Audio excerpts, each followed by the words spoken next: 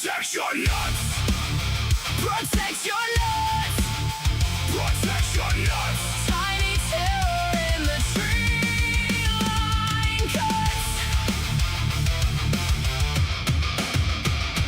He'll drop from a power line, show you what's riding his hip. Thumb stud flipper, front flick spine. He lives for that perfect click. Spreading word to the backyard crew. Check this edge, feel that grind. Every acorn, every review. Carved with a steel tooth mine. Whoa. He's the EDC Squirrel, stashing the bark. Blade in the daylight, blade in the dark. From the curb to the cul-de-sac rut. Sharpen your wits end. Protect your nuts. Protect your nuts. Protect your nuts. Tiny terror in the tree line cuts.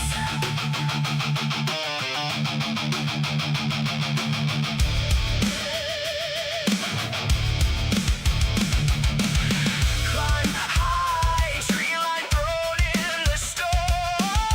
Cold bite, metal heart staying warm. If you mess with a scribe or his heart, you'll hear one battle cry roar. From the brush, protect your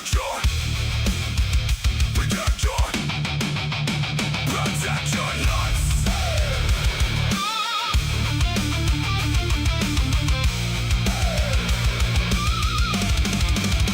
Protect your nuts.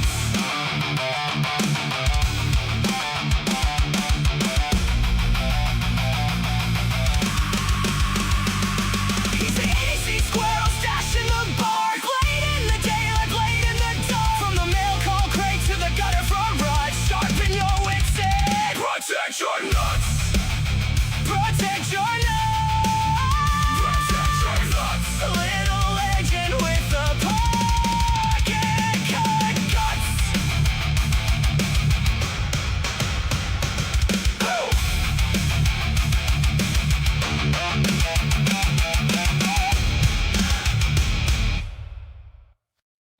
Hey, it's the EDC Squirrel, and we are back this Saturday. What day is it today? It's Saturday, the 22nd of August, and we're back for another Saturday Night Chat with some new stuff that came in. Things have been kind of weird with the post office and things because they've been, with all the storms and everything, things have been kind of like flying in at random times because a lot of this stuff was like birthday stuff from my birthday earlier this month. So I think I still have more trickling in come next week, so we'll even have more stuff to show next Saturday. But hello, Knives for Life, welcome. Hey, Jeff Gage, how you doing? Glad you could make it. Let me grab a quick swig of some coffee because I really need some of that. Is this working? Can you see a finger? Yep, I can see a finger. So I actually have quite a bit of stuff. One from Jeff Gage. Thank you so much, Jeff, for the birthday present. I really appreciate it. Give me a sec. Just chugging some coffee real quick. Oh, good. And then we'll get started. All right. So, again, like I said, Saturday 22nd, got some new stuff.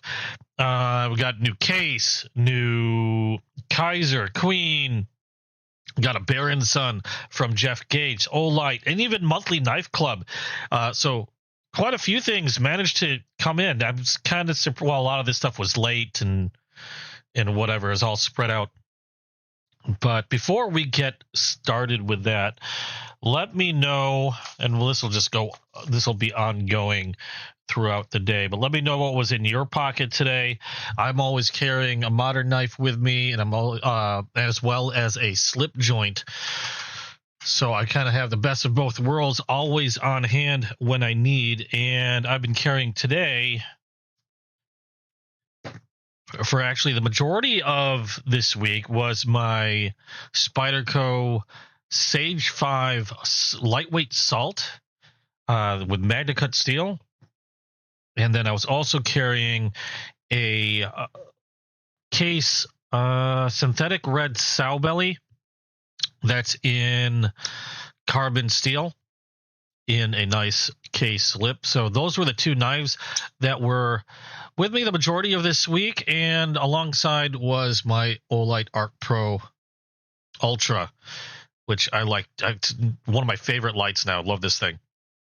But reason why I've been carrying this a lot is because I have been dealing with carpal tunnel, and this is one of the few knives that I can still reverse flick and use without too much difficulty, because the carpal tunnel has been pretty insane in regards to like reducing the strength of my hand. It's gotten a little better because, believe it or not, when I first ended up going to the doctor's office, it was because I had another knife that was just as easy to flick open as this one, but I couldn't do it. I actually picked this knife up just to test what was going on, and I could not reverse flick this knife open to save my life. And this is something that I do all the time that I never really give it a thought to. I got some of my strength back, so I'm able to do it with this one, and I'm only able to do the few knives. A lot of knives that I normally have been able to do that with, I can no longer do because the strength is gone.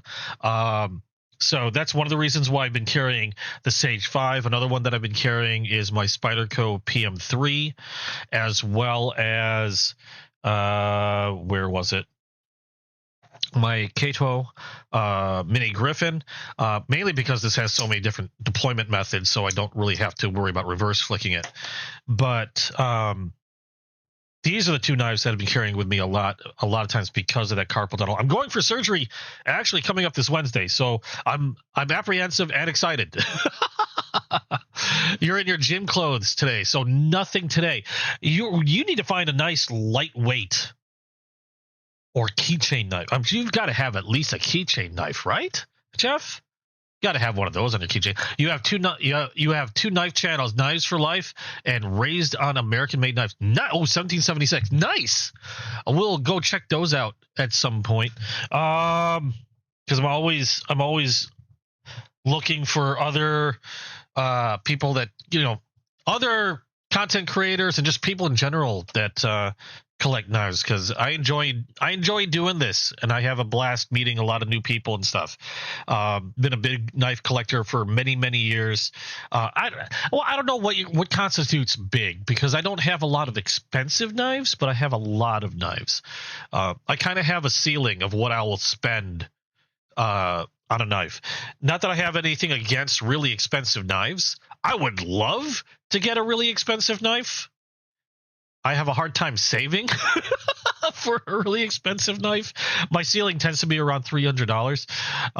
After that, I get a little apprehensive because A, I'm chomping at the bit to get something new, and B, I'd be horrified if anything happened to anything more expensive than that, because it'd be harder for me to replace. I know people that carry like a $600, $700 knife with them every day, and it's their daily user.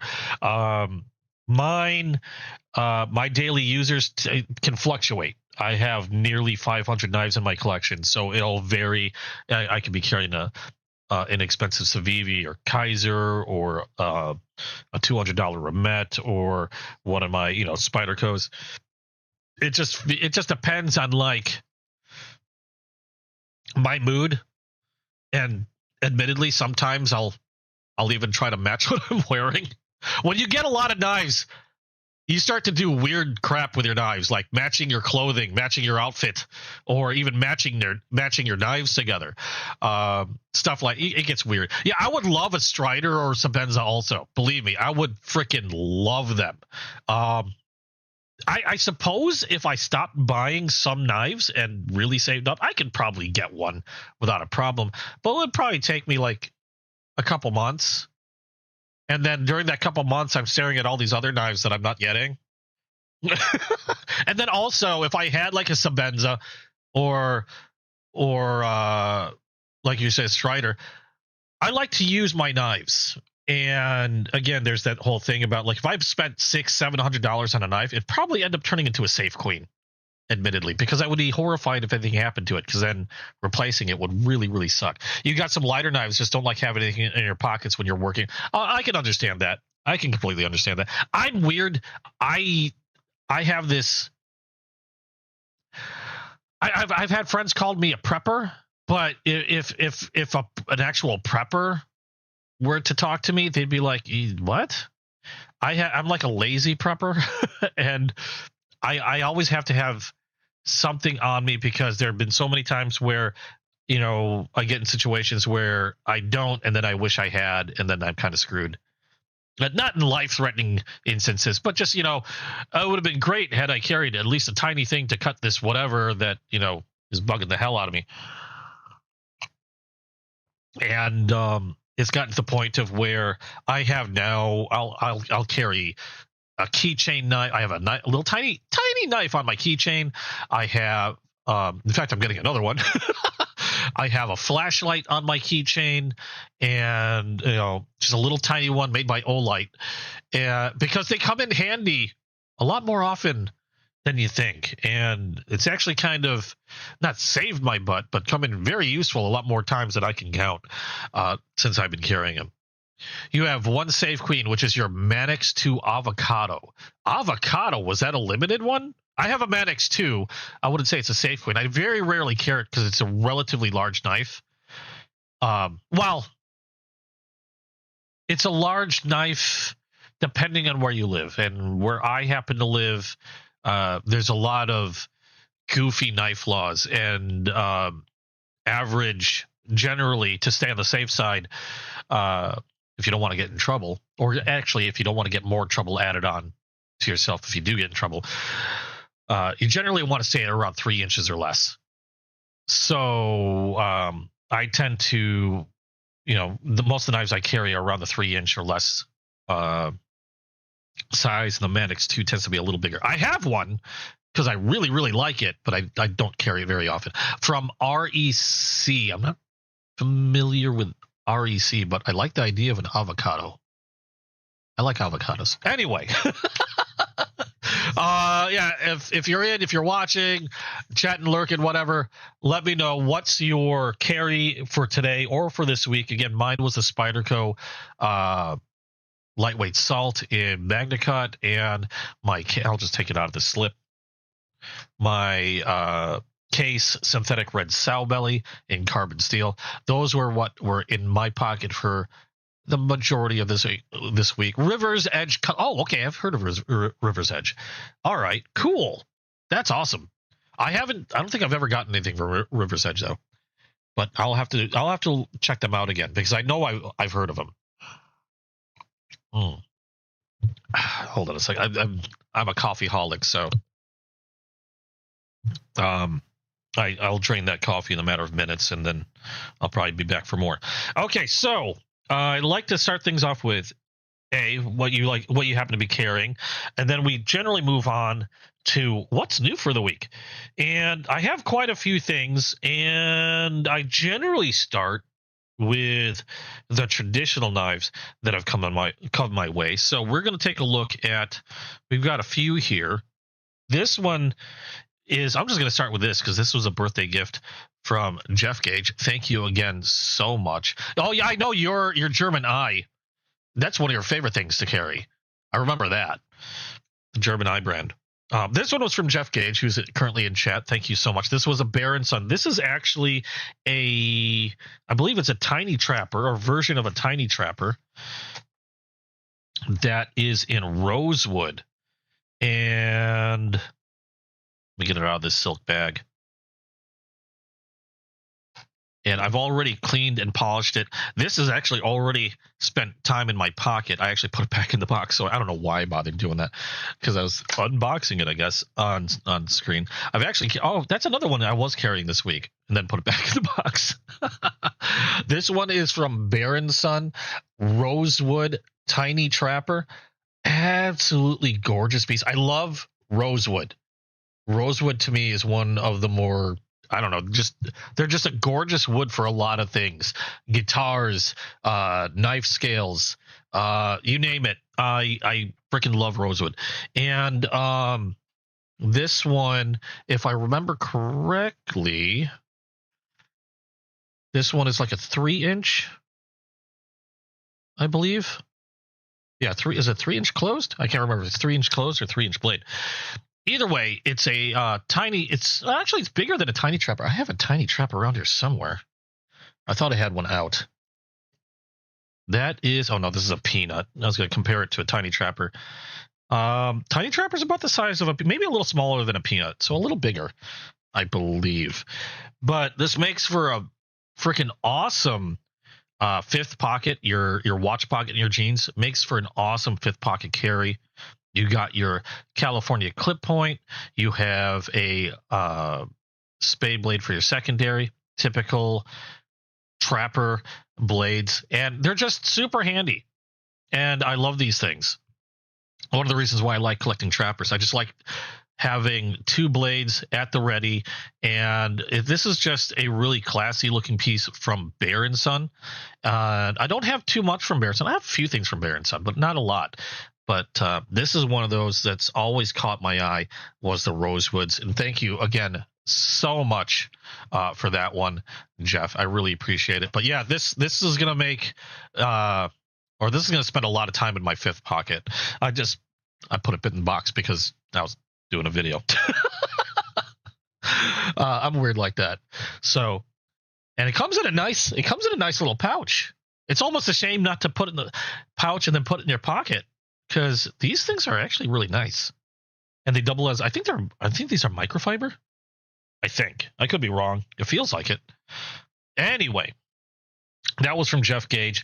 Let me move these to the side so we can see it. We'll keep it to what stuff has come in that's new. I burp when I drink coffee. It's gonna happen. Expect it.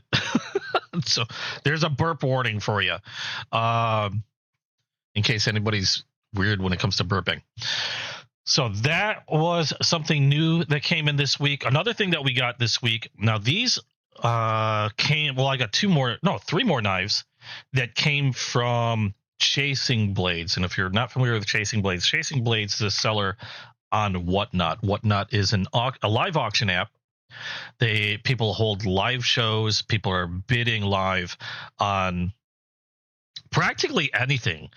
I've seen baseball cards, shoes, clothing, candy. I've seen even fish, meat, electronics, random stuff, perfumes, coins. The list goes on. If you're looking for it, you're probably going to find it on Whatnot, and somebody's holding a show to sell it. And there's live bidding going on. Yesterday was actually National Knife Day. There was some huge stuff. I actually won a knife on a giveaway. I can't wait to see when that comes in, because I have no idea what it's going to be. All I know is it's supposed to be an artisan cutlery knife that was, I think retail, they said it was like $250. So I don't know what's coming my way. I can't wait. It should be here in time for next Saturday. So I'm really excited about that. But yeah, it was National Knife Day. I believe some people are still holding shows, and I believe people are still holding shows for National Knife Day today. So if you're checking out, or if you're looking to check out some stuff, with trying to get some good deals, it might not be a bad idea to check out Whatnot. I do have a link down below if you want to check them out.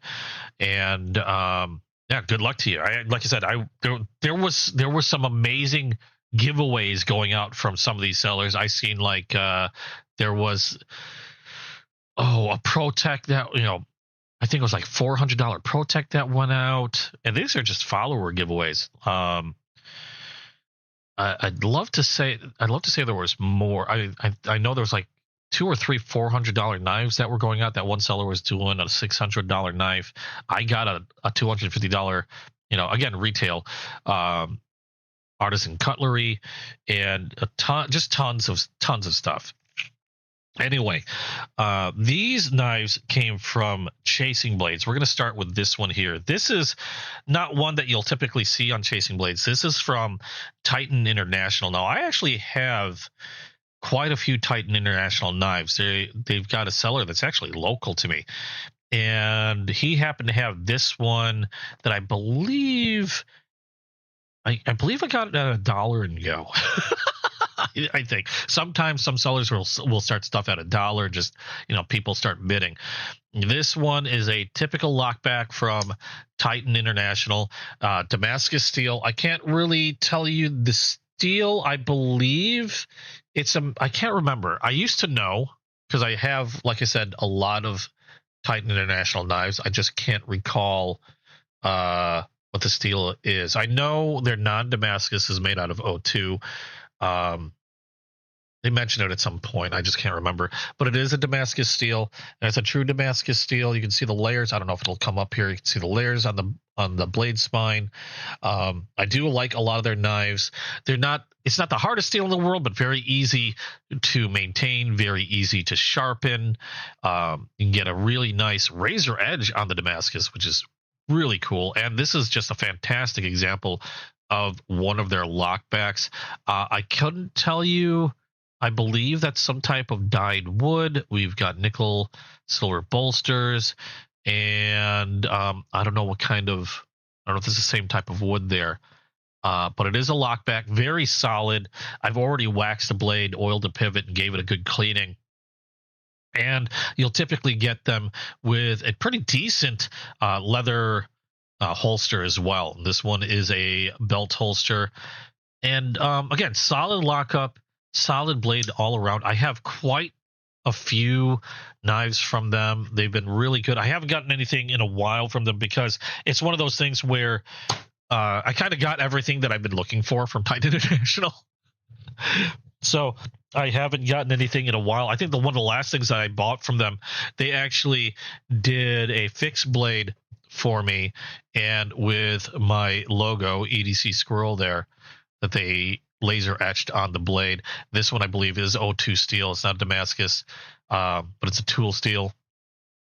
Just really beautiful burnt bone, and I believe it's some type of, I don't know, some type of stone. I can't quite recall, but nice little harpoon blade, and again along with a multi-position leather sheath. But that was like the last thing I remember getting from them. This one again from Chasing Blades, but just an awesome little lockback. I'm going to put that right over there. And a couple other things from Chasing Blades, a couple other new traditional knives that I got from them. One of them being a case. You love when Chasing Blades does a buck and go. They very rarely do a buck and go, but when they do, it's fun. It's really fun. They generally don't have to do a buck and go because you can get some really good prices from Chasing Blades. One of the reasons why I like frequenting them. They're just really great people, and I get some really good deals. Like, for example, this Tony Boss Blue Bone Rogers jig Rogers corn cob jig sow belly. They have, Case has some of the most ridiculous names. Tony Bo's Blue Bone Rogers corn cob jig sow belly. There we go. I have a thing that I developed a thing for sow belly knives. As you can see that, as you saw that red sow belly before, this one is a bone scaled version in, like I said, blue bone with a corn cob jig. We got a Chevy badge on the side, as you can see there. Case USA. Got quite a bit of milk on there. Just a very pretty blue. I've been really liking these sow bellies because, I mean, you have 3 blades at the ready. You know, if one starts getting dull and you're doing a lot of work, you've got 2 more blades ready to go ahead and take over before you really have to worry about doing any sharpening or maintenance on it. Now, this one I also have already cleaned and oiled, so it's all ready to go. Just put it back in the box just to show you the box it came in. I don't know why. I mean, everybody's seen case boxes, I'm sure. But just another awesome sow belly. And that was also from Chasing Blades. So that was new for this week. I just realized I'm getting a lot of blue. I don't even have... do you guys have a color preference for knives? Oh, yeah, you've been winning a lot. Do you guys have a color preference for knives? Because I actually don't. I just get whatever happens to catch my eye at the moment. I do have quite a lot of blue, quite a lot of black. I mean, there's some colors I could probably do with getting more of, but I'm just wondering if anybody had a color preference. And now that I think about it, I don't really have one. You'll have to excuse me, because I know this sounds weird, but I believe the fire alarm is going off. So give me just a moment. I'm sorry about that, or sorry about this. I tend to walk the hallways because the fire alarm in my apartment building goes off so much. We have so many false alarms that a lot of times people don't bother checking. And I'm like one of two people that walk the apartment building when the alarms go off, just to make sure that something really isn't burning. So give me a minute or a couple minutes. I will be right back. And I don't have a BRB. Well, I do have a BRB screen. I don't have music for this one. So I will be right back as fast as possible. I'm going to just go check out the hallways. So, BRB.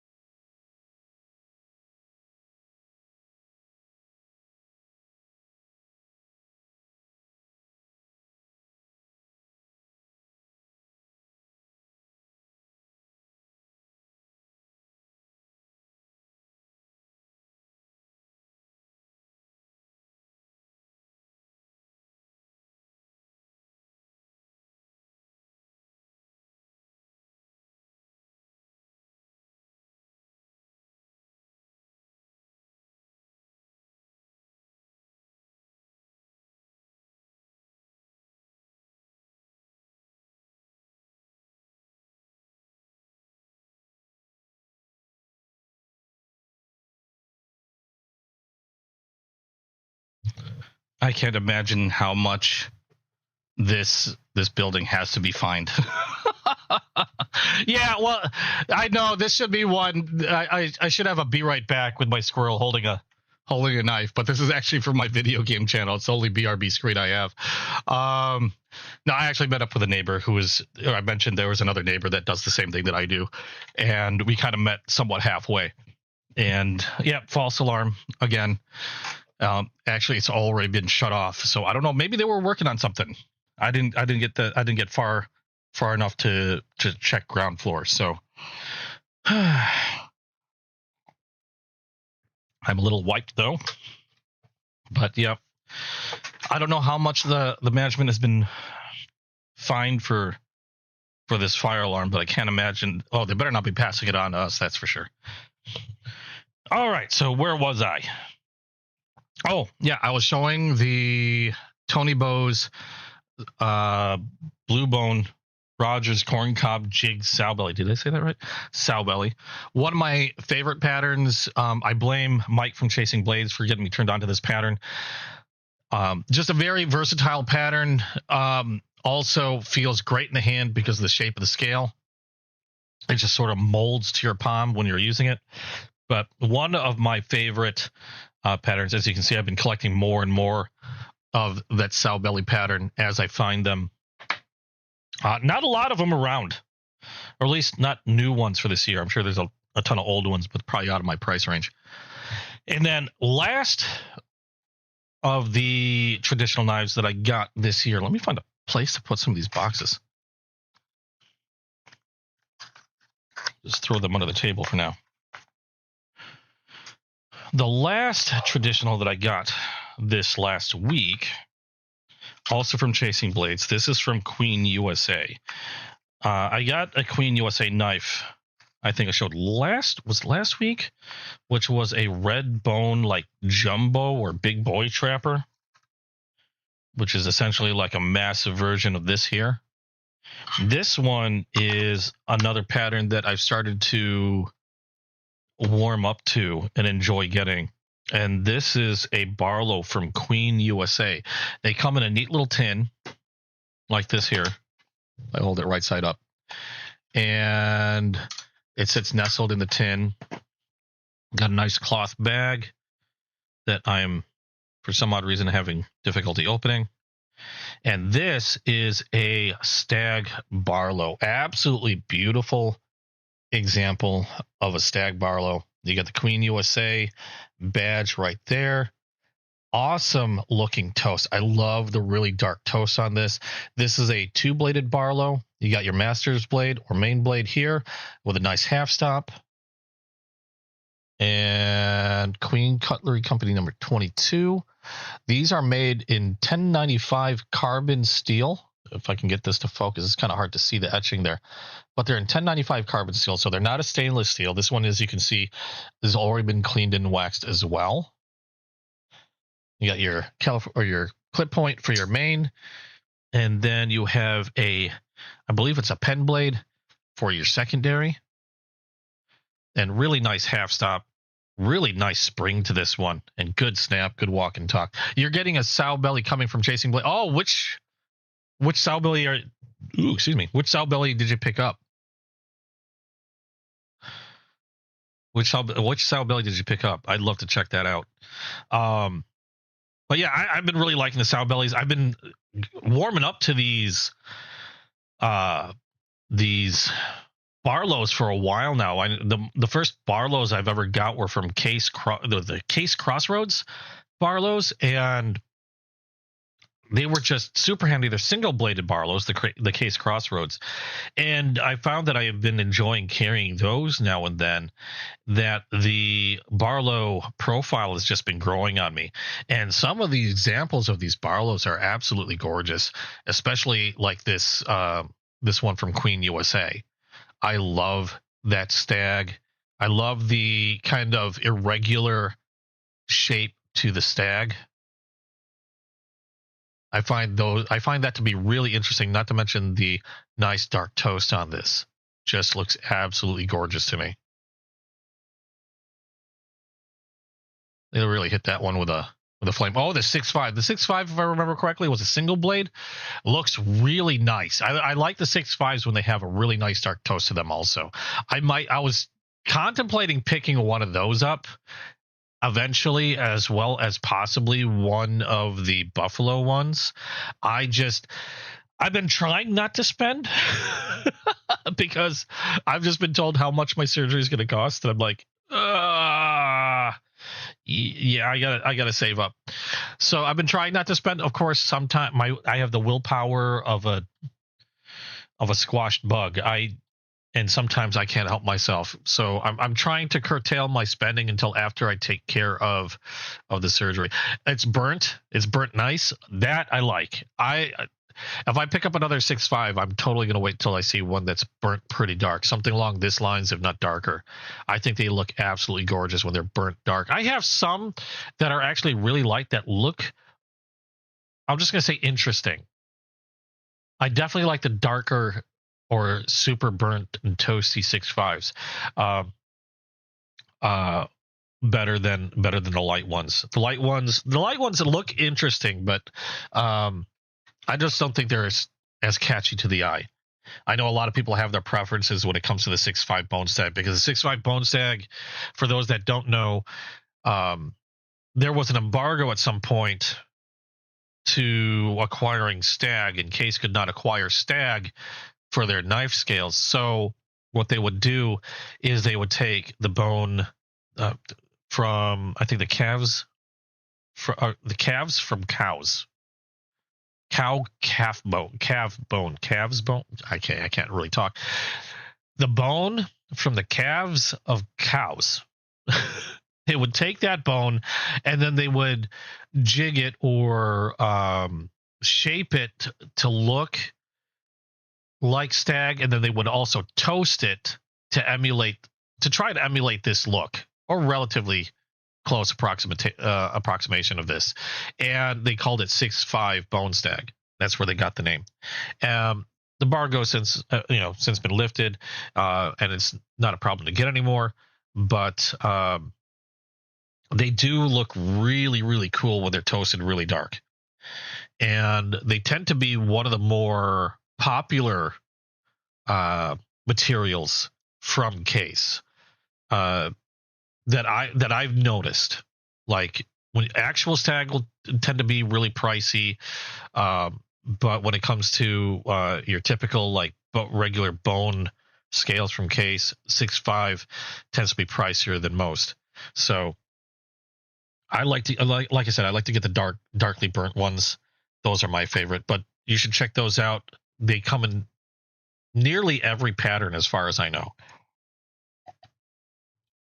If Case has a pattern, I'm pretty sure it comes in 6.5 bone stag. And I have quite a few of them, but I know I don't have a 6.5 Barlow yet. I don't even think I have a 6.5 Sodbuster Jr., come to think of it. I don't even have one of those yet. I've got trappers. I've got trappers with clips from them. Look at me completely going off track. But one of my favorites from Case, and this is one of my favorites from Queen. In fact, I should have another Queen coming in that I can show you guys next week, and it's going to be another stag from Queen, except it's going to be a trapper. I think it's going to be I think it's a normal size trapper, not one of their big boys. So I'm excited for that. Okay, so that's everything that came from Chasing Blades. Actually, yeah, I got 4 knives from Chasing Blades. Thought it was just 3. So 4 knives from Chasing Blades. Let me put that tin away. Pretty cool tin too, if you're looking at getting one of those as a gift. Queen Knives USA. Queen knives come. They obviously, the USA made ones are made in the USA. They do have some made in China that are a lot more inexpensive, and I've got a couple of those. Not too many. Most of my traditional knife collection consists of Case knives, followed by Rough Rider. Then I have like a small handful of Frost cutlery, Baron Sons, Queens, and I'm probably forgetting a few others, but majority of mine tend to be Case knives. My Queen collection is starting to grow though. Okay, so moving on. Those are all the traditional knives that I've received this last week. I picked up a couple. Some of these were one's from Monthly Knife Club. I got another one that was I got on, where did I get this from? Oh, Going Gear. I got a knife from Going Gear, an inexpensive knife from Going Gear, and I was trying for a giveaway. Going Gear's another seller on Whatnot. I like to get a few modern knives from Going Gear. Terry, how you doing? Glad you could make it. This one wasn't the knife that I bought, though. What ended up happening is, and this is one of the reasons I like going to Going Gear, I did order a knife from them, trying to get into a giveaway, an inexpensive knife. And unfortunately, I ran into a problem with it. But contacting them, they were really great. Gave me a prepaid label to send it back. Because the issue I was having, the issue I had was, it was like a manufactured defect. It wasn't something on Going Gear's side, but it was a manufactured defect that just seemed to slip, past QC. And it was like a chipped away piece of scale. It was missing a chunk of scale. But they were really great in communicating with me when I contacted them, got it replaced. In fact, not only did I get it replaced, I got it replaced within the week. Like, the knife that I originally ordered, I would have shown today. But I contacted them immediately when I saw the issue, and they replaced it that quick that I still got it I think this just came in yesterday. And this one is a DreamTech. DreamTechs have been pretty popular on Whatnot. Hey, a Viper Wing. Oh my God, Viper Wing. Hey, a Viper Wing. DreamTechs are still actually quite popular on Whatnot. I don't see them too often anywhere else, but I haven't really hunted them down anywhere else, which is probably why I only see them on Whatnot. But they've been pretty popular on Whatnot. I don't know if they're an OEM or another OEM manufactures them, but they have quite a few interesting models. Now, they don't really have names, not that I've noticed. They have model numbers. So the model number we're looking at here is the D as in Delta 3610MR. And that, oh my God. And they shoved a lot of stuff in this one. I have not taken a look at this yet. This is not, and when I mentioned that I did have to get my knife replaced, this is actually a different model. The one I originally ordered, they no longer had any more of that model, so they gave me a choice on a replacement, and this is the one that I chose. But this is my first time actually taking a look at this one. Nice little sticker with I don't know if this is a sticker. I'm pretty sure that's a sticker. The code, another sticker, I think. Got a customer service card, some non-edible candy, more stickers, DreamTech. There we go. Love the stickers. So many stickers. And we get a microfiber cleaning cloth with, it looks like, yep, we get a little tool included. There's the microfiber cleaning cloth. DreamTech. I got so many of those. We have some extra hardware. We got some extra screws, which I always like seeing when you pick up a knife. I love when they include extra hardware for those that like to take their knife apart when they're cleaning it or modify them in some ways. I love when they include the extra stuff. And then we have the knife itself. And again, this is not the one that I originally ordered. This was the replacement. And I don't have any info on this. I'm going to have to pull this up. So give me a second. Yeah, I'll greet you like that when you're here. Let me see if I can pull this model up real quick. Because again, I don't know much about this one. They just showed it to me. I'm like, okay, I'm good. D3610MR.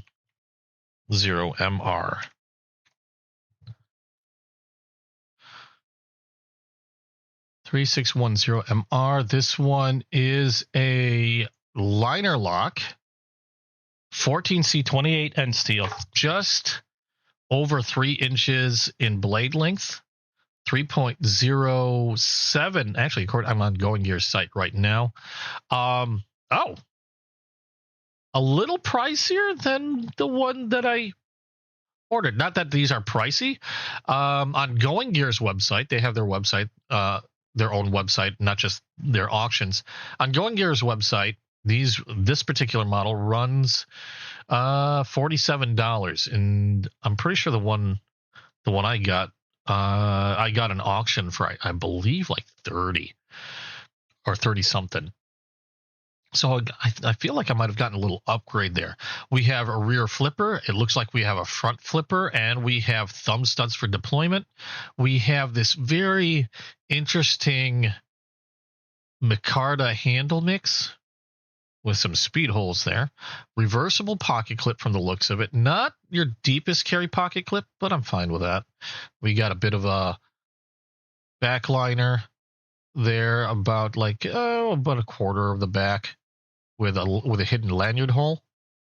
Really grippy micarta, and not your typical round studs. You have kind of these, I don't know what to call these kind of thumb studs there. I've seen more and more of this shape on a lot of new knives. They're actually pretty comfortable, pretty easy to flick. Nice solid lockup. This is a liner lock, like was stated before. So nice solid lockup. No movement on that blade. Can't feel any wiggle whatsoever. I can manipulate that lock with my thumb without any issue. Again, you got thumb studs. You got a rear flipper. And let's see how that front flipper is. Okay, not the easiest. I don't know if that's supposed to be a front flipper, but it looks like it. Not easy. I can't get it. Which might mean it might not be one, or I don't know. Maybe. I know for front flippers happen to be some of my favorite knife. It's probably one of my favorite knife deployment methods is a front flipper. But very rarely do I find front flippers that that work really, really well. If that was meant to be a front flipper, it's not the greatest front flipper. I'll be honest. However, the rear flipper is very easy to use, very quick deployment, and the thumb studs on this are actually quite comfortable. They're not too close as to be difficult to use. They're in the right spot. The shape kind of helps with the grip for the thumb, so it's very easy to deploy. 14C28N steel, which I really like for a budget blade. I have like 20 billion of these cloths. 14C28 in steel, which is really great for a budget blade. One of my favorite steels for knives that are generally in the $50, $75 range. That or Nitro V, this one being 14C28 in steel. Interesting cutouts or milling on the micarta scales, giving it kind of a, I don't know, maybe a somewhat high-tech look. I love the colors on this one, and it's very, very grippy. Razor Blake's Edge, how you doing? You've got 5 different DreamTech models, and they are all great. Yeah, these are fantastic knives. And I know that when I first heard of DreamTech, again, I see a lot of them on Whatnot. The majority of the DreamTechs that I saw in the past were, your typical budget knife, usually ranging around like anywhere between $30 to $50. And they've been doing more and more premium stuff, a lot more expensive models with much more premium materials. The funny thing is, this one I probably would have expected to see even for more, though. Again, on Going Gear, their cost on this is $47 on the website. There's a pretty good chance you can get it for a bit less if you get it on auction during one of their Whatnot shows. But so far, I really like it. Got a bit of a sharpening choil there. The rear flipper acts as a bit of a guard. Very comfy in the hand.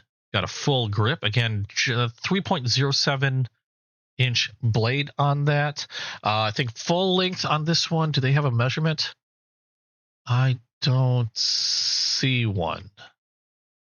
So yeah, I don't have a full length measurement on this one. What do we have?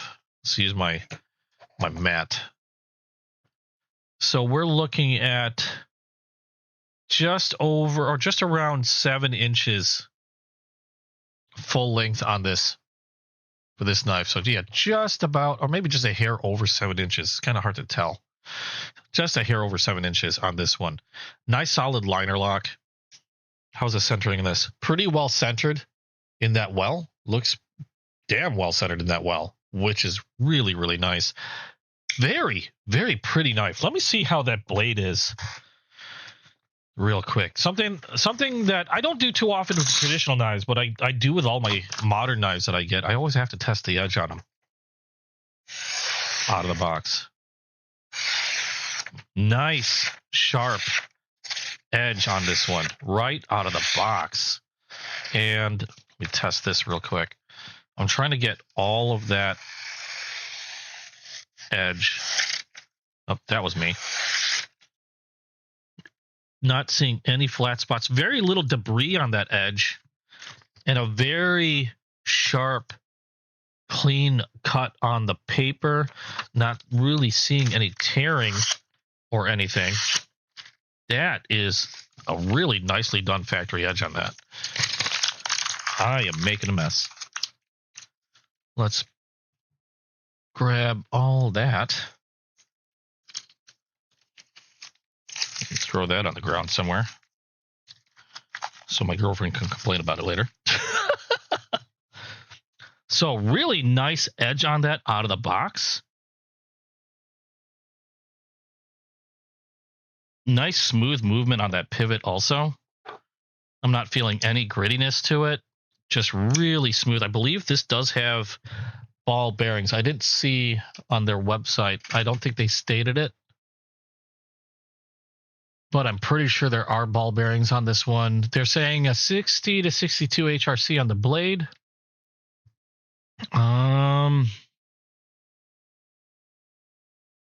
Yeah, I see ball bearings. Nice and smooth. I like it. I like it a lot. And it's very, very pretty. The one that I ordered was a slightly different color. Again, different model, but they did have to replace it because of manufacturer defect. But Going Gear, like I said, was really great with that and replaced it within the week, which I was surprised to get it this fast. Strop it and it gets better. I might have to. Now, what I'm going to do now, I'm not doing this because I feel that there's any issue. I always do this with a modern knife. So before anybody thinks I'm doing this because I'm feeling something weird or not, this is just, I just like to add a little oil to the pivot because I can't really see in there. I don't know how much oil they might have in there already, if any. Again, this is running on ball bearings, so it's possible that there might be very little. I like to put some oil on there from KPL because that just helps. A lot of times it'll help just cut down on premature wear because you got a lot of moving parts there. And it's just something that I like to do as peace of mind. Also, a lot of times now 14C28 on steel is a stainless steel, so it's pretty corrosion resistant. But if moisture is going to collect anywhere on a knife, more often than not, if you're not, I mean, even if you're wiping it down, moisture can still collect in that pivot. And that's just a little extra precaution because this is something that I can see myself carrying on the daily. And just, again, a really pretty knife. Nice drop point on that. A bit of a swedge on the spine. Got some jimping on the back there. Provides a little extra grip. One thing I like about these thumb studs that I completely forgot.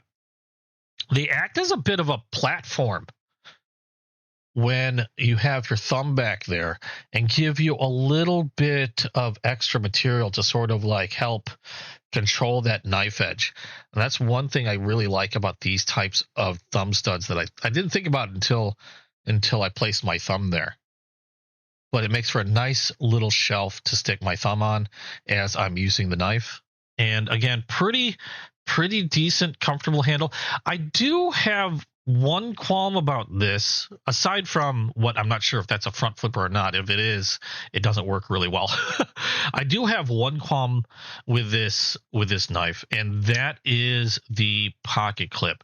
Now, I prefer generally a deep carry pocket clip. This one, it's, that's what I prefer, but depending on the knife, if it's, as long as it's comfortable, I don't really care too much. But DreamTech's pocket clip on this one tends to be rather large. You can see it sort of rides high above the scale. Now, it does have a little downturn at the tip, which should help keep it from snagging things if you happen to have it in your pocket and you brush up against something. Hopefully that'll help keep you from dragging whatever you brushed up against, dragging it along with you. But it is a pretty sizable clip. You got quite a bit of space between that scale and the clip itself. So when you are holding it in your hand, if you're doing like something like a gorilla grip, you really feel it back there underneath the knuckle. It's not so bad when you're holding it like this, which is typically how I'd hold this knife when I'm using it. But I definitely feel that pocket clip there. And if you're doing a lot of work with this knife, I can see creating a hot spot, especially right about this point here. I can see that definitely creating a hot spot with extended use. It's not terrible, but probably one of the more noticeable things when I'm holding onto this knife is just the size of that pocket clip. If they had, I would suggest, my personal opinion would be to drop that down a little lower, if it had a smaller pocket clip or maybe a pen style pocket clip. And again, my preference, something like that has like a little curve, like a recurve to it, so it makes it nice and deep carry.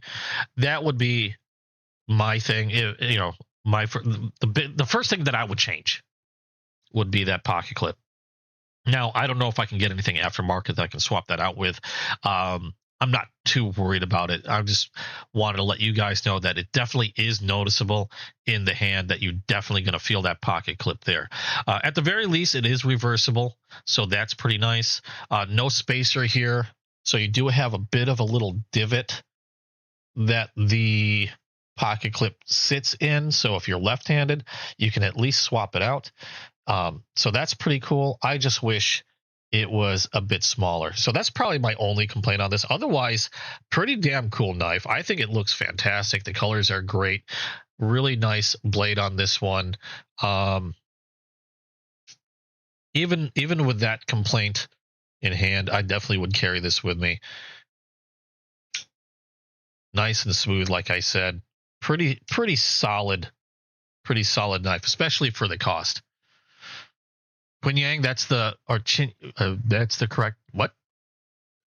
Excuse me. You paid less than 30 for yours. Yeah, I paid like I said, this was a replacement for another Dream Tech that I had ordered from Going Gear, and I believe I paid like around 30. On average, I've been seeing these go. Now, if you're really lucky, you can get them for probably a little less if nobody's paying attention to the auction. But on average, now Going Gear is saying 47 on their website. On average, probably seen stuff similar to this going for between $30 and $40 on auction. Again, depending on whether people are paying attention to the auction or not, and also where they're starting it. Usually I see Going Gear starting something like this at $1 and then going from there. But usually I'll see these going for around $30 to $40 and anywhere in between. But not a bad price for what you get. Again, really interesting color micarta on that, really grippy 14C28N steel. Which is fantastic, especially at that cost. If you got it for $30, a fantastic steel for that cost. And solid liner lock, everything pretty solid. Only complaint is that pocket clip, but other than that, I really like it. That one, again, from Going Gear, this is a Dream Tech, the D3610MR.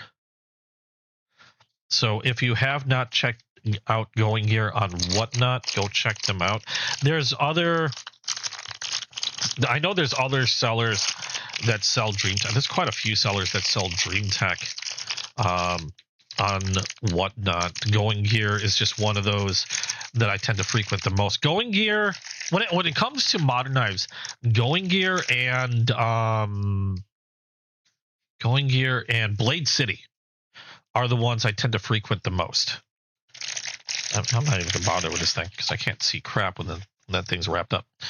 Going Gear and Blade City are the ones that I tend to frequent the most when it comes to modern knives. When it comes to traditional knives, I tend to get the majority of my traditional knives from Chasing Blades, and sometimes also from RL Simp for those things that Chasing Blades generally can't get a hold of. Those are the two that I tend to frequent for my traditional stuff. So that, I don't know why I put it back in there because I was displaying everything. See where my brain goes. We'll put this stuff back in the box. And we'll leave the knife out. There we go.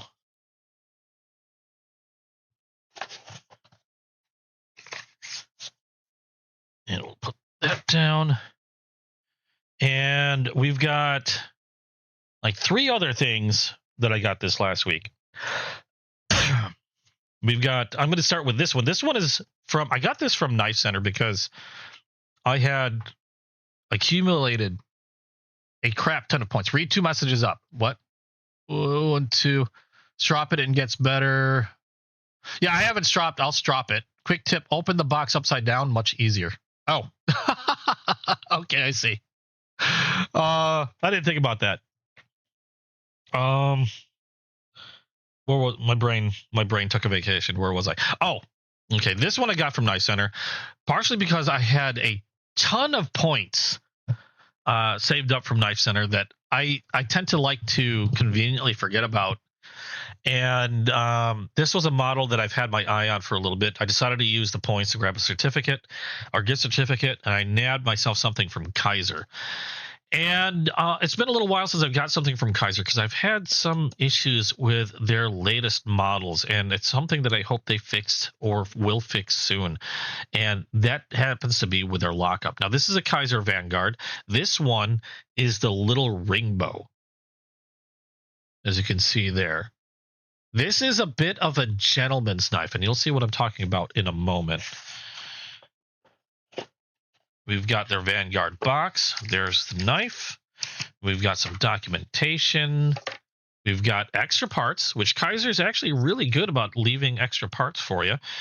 Kizer Fishing, their stickers tend to vary as well. That's kind of cool. We got a microfiber cleaning cloth. And there's their little warranty information card thing. So we're just going to leave that in the box there. So let's remove this and I can put the bag in there. This is called, like I said, the Kizer ring bow. This comes in various colors. I opted for the all gray uncoated blade because I just thought it looked the classiest. I think they came in like a purple with a yellow button and a few other colors. I'm pretty sure they have it in black as well. I just thought this one looked the classiest out of all of them because this is kind of a gentleman's knife. We've gone over gentleman's knives before. They tend to be like the thinner bladed knives, a little on the longer side, but really kind of thin and almost delicate looking. Let me pull the website up real quick and I can give you more information on this one as I futz with it. Let me just pull that up. If the website will work, or is it just going to be really slow? Oh wait, no. Where did I not get this from Knife Center? Where did I get this from? I know I bought this with points. Oh no. I bought it with other points from somewhere else. I can't remember where I bought this. Crap. I do frequent like Knife Center. There's SMKW. There's Blade City. There's a few places that I tend to accumulate points from. And I can't remember who I got this from. Which, okay then. I'll just have to pull. I'm just gonna pull it up from Kizer Knives website itself. Okay, so I could remember who I grabbed this from. The ring bow. Okay, currently they have it on sale on Kizer's website for $71.99. Typical price on this one is going to be about $80. And it's going to vary because there's 2 different versions. I believe there's a version with D2 steel that's going to run you a little less in cost. The version that I have is AEBL steel, which is the majority of the versions they have there. They have like a dark blue with a, I can't tell if it's a yellow or gold button. It is a top liner lock. Kizer's top liner lock. They also have a brown with a black PVD coated blade. Again, this is the one that I opted for because I just thought it looked really, really clean. And another interesting thing, they do have a shaped pivot but I'm not seeing any other hardware. It looks like it's hidden underneath the scales. I did see a screw at the very end. The pocket clip does appear to be reversible. Just have to undo that screw. I'm not sure if that would allow me. That should allow me, I would think, to then remove the scale if I wanted to remove the scales. We're not going to do that today. But you have a hidden lanyard hole here. And one thing that intrigued me about this model is just its shape and look. It looks really, really nice and clean. Like I said, kind of a gentleman's knife, a really, a really sort of dressy knife, almost like a piece of functional jewelry. And it was just very eye-catching to me. We've got a deep carry pocket clip, a little bit of a turn down. Excuse me. At the end there, hopefully that'll help prevent it from snagging things. And again, an interesting way of swapping this from right side to left side. Just unscrew the end and flip that over. You have a thumb hole for deployment, and again, Kizer's top liner lock. Now, good. Like I said, I do have some weakness in this right hand.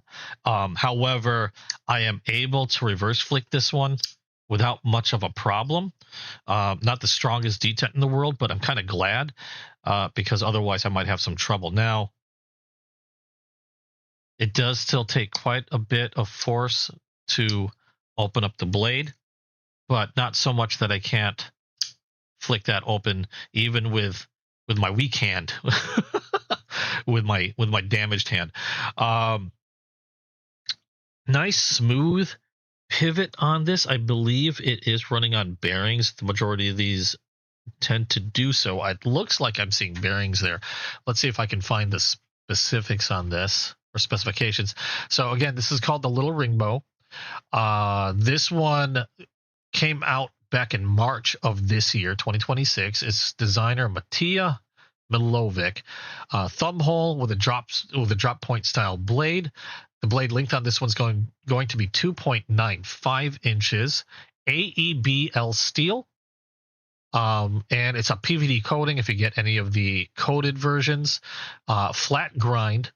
Handle length on this is 3.94 inches, and it's going to have a weight of about 3.34 ounces. Excuse me. You'll have to excuse me. I'm getting a lot of stuff caught in my throat here. And I'm not seeing an overall length, but if you just add the 2.95, oh no, there it is, 6.89 inches overall length. So, and they're stating a hardness on the AEBL steel as between 58 and 60 HRC. Excuse me. Good grief. Now, one of the reasons why I like uncoated blades is if you're a stickler for how well the heat treatment is on knife blades, one thing I've understood is if you have a coated blade, a lot of times it will reduce the strength or reduce the hardness of that blade. On average, about 1 HRC on average. So if you're really concerned about the hardness of your blade, I tend to stick with non-coated blades. I'll still get a coated blade now and then if I'm very trusting of the manufacturer. I don't think you'll run into too many problems with Kizer in that regard. But when it comes to some of the softer steels, I tend to go with a naked blade, and I prefer not to get those coated ones unless it just happens to look really, really snazzy. It is kind of, like I said, it's a dressy handle, a gentleman's knife, a piece of functional jewelry.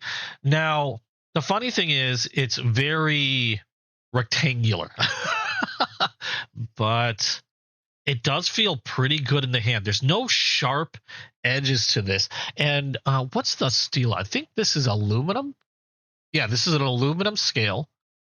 Full-length liners. I don't see any cutouts inside that I can tell. Is there?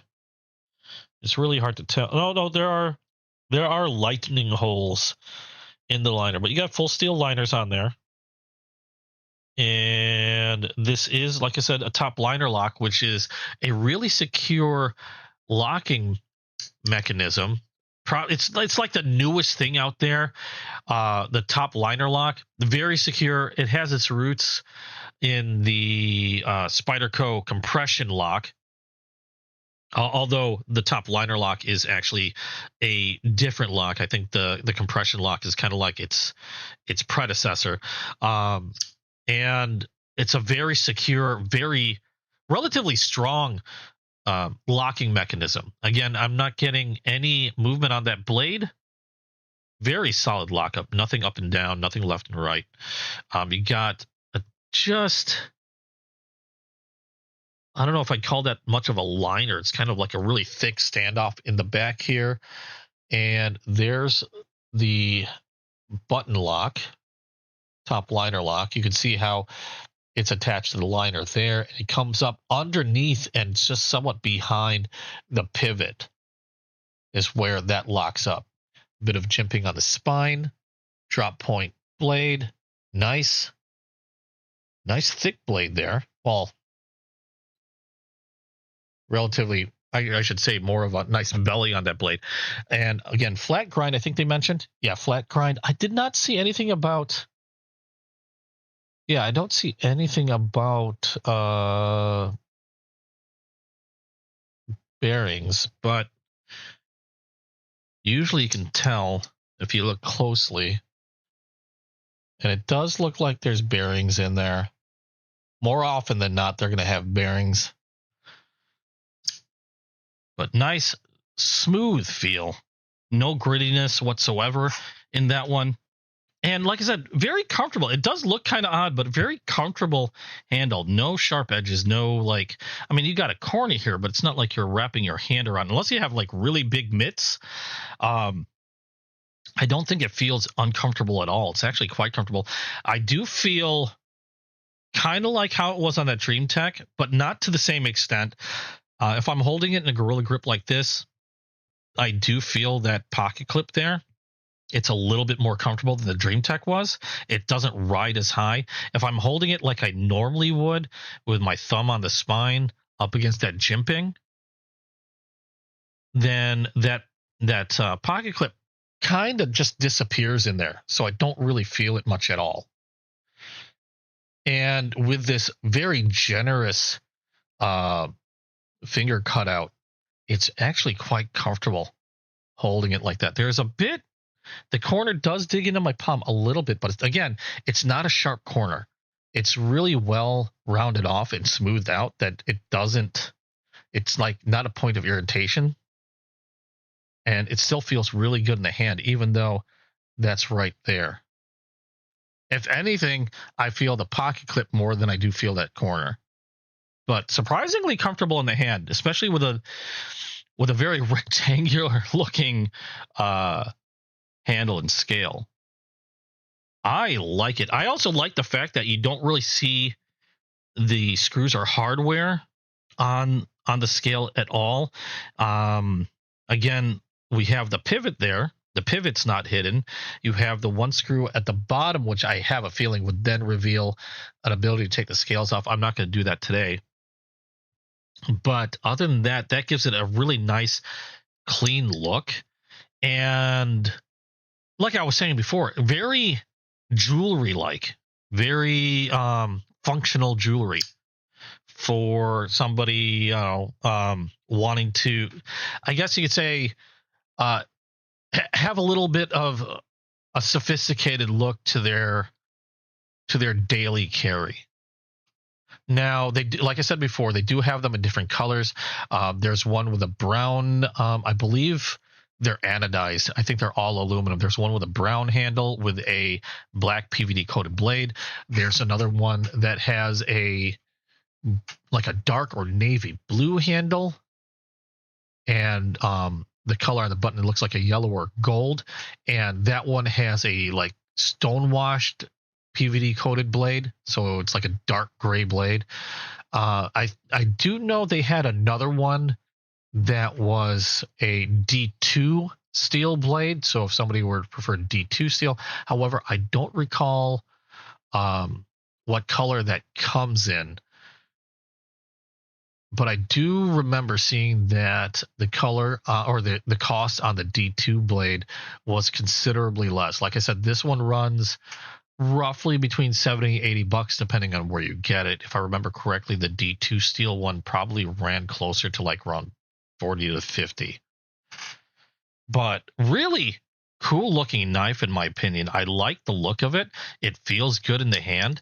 I think it just looks really sharp. Again, super smooth on that pivot. You can see it even bounce. I'm going to go ahead and add some oil like I always do.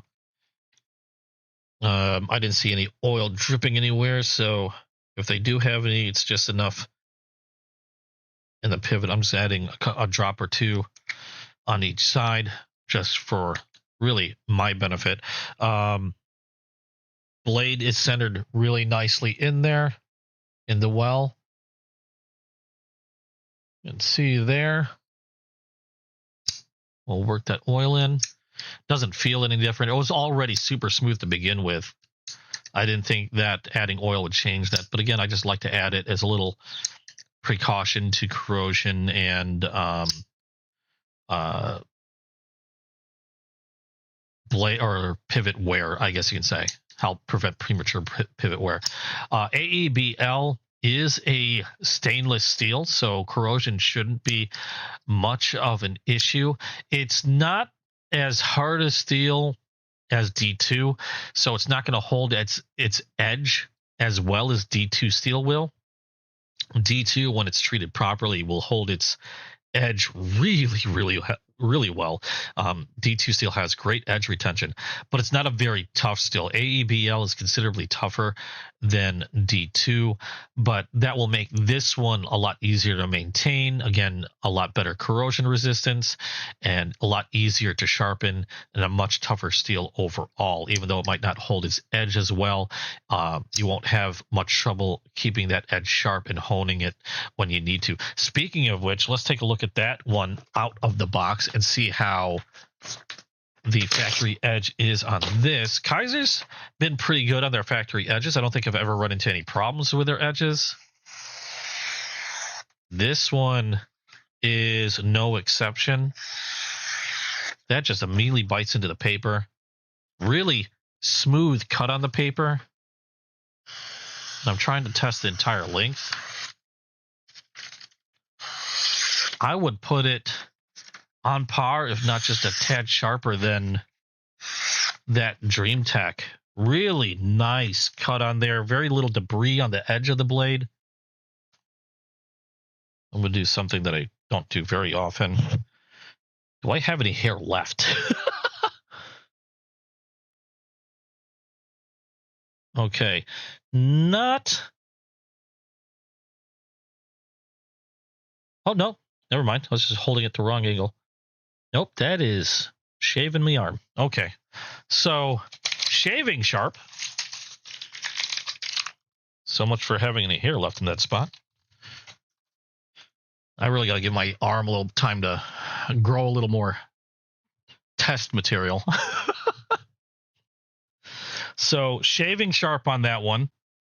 And the top liner lock, very easy to use, doesn't take a ton of pressure. And so far, that was the one thing that I worried about was their lock, because I remember, if you recall, the Seagull, I had issues with the locking mechanism on that one. Now, that one wasn't a top liner lock. Where's my Seagull? That one was a liner lock that I was having difficulty locking. In fact, I had two, they replaced it, and the replacement was having the same issue. And I actually had to kind of void the warranty in order to fix it, and it took some time. Now it locks perfectly fine. But I have been hearing a few people voice issues with Kizer knives not locking up properly, which is another reason I was a little apprehensive in getting that one. It's a complaint that quite a few people have been voicing, me included, and it's typically with their liner locks or their it's like some of their newer top liner locks. This one doesn't seem to have that issue, thankfully. It seems to lock up pretty solid. when I was talking when we're talking about the locking issue, it was possible for me on the Seagull if I snapped it open and gave it a bit of torque, it would lock up fine.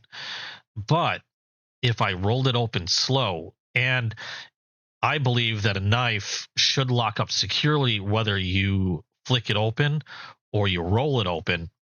The lock should be secure regardless of how slow or fast you open it. But if I rolled it open like that, like I just did, before I fixed it, I could simply, without touching anything else, I could simply take the knife like this and then fold it closed. Like it would not lock up.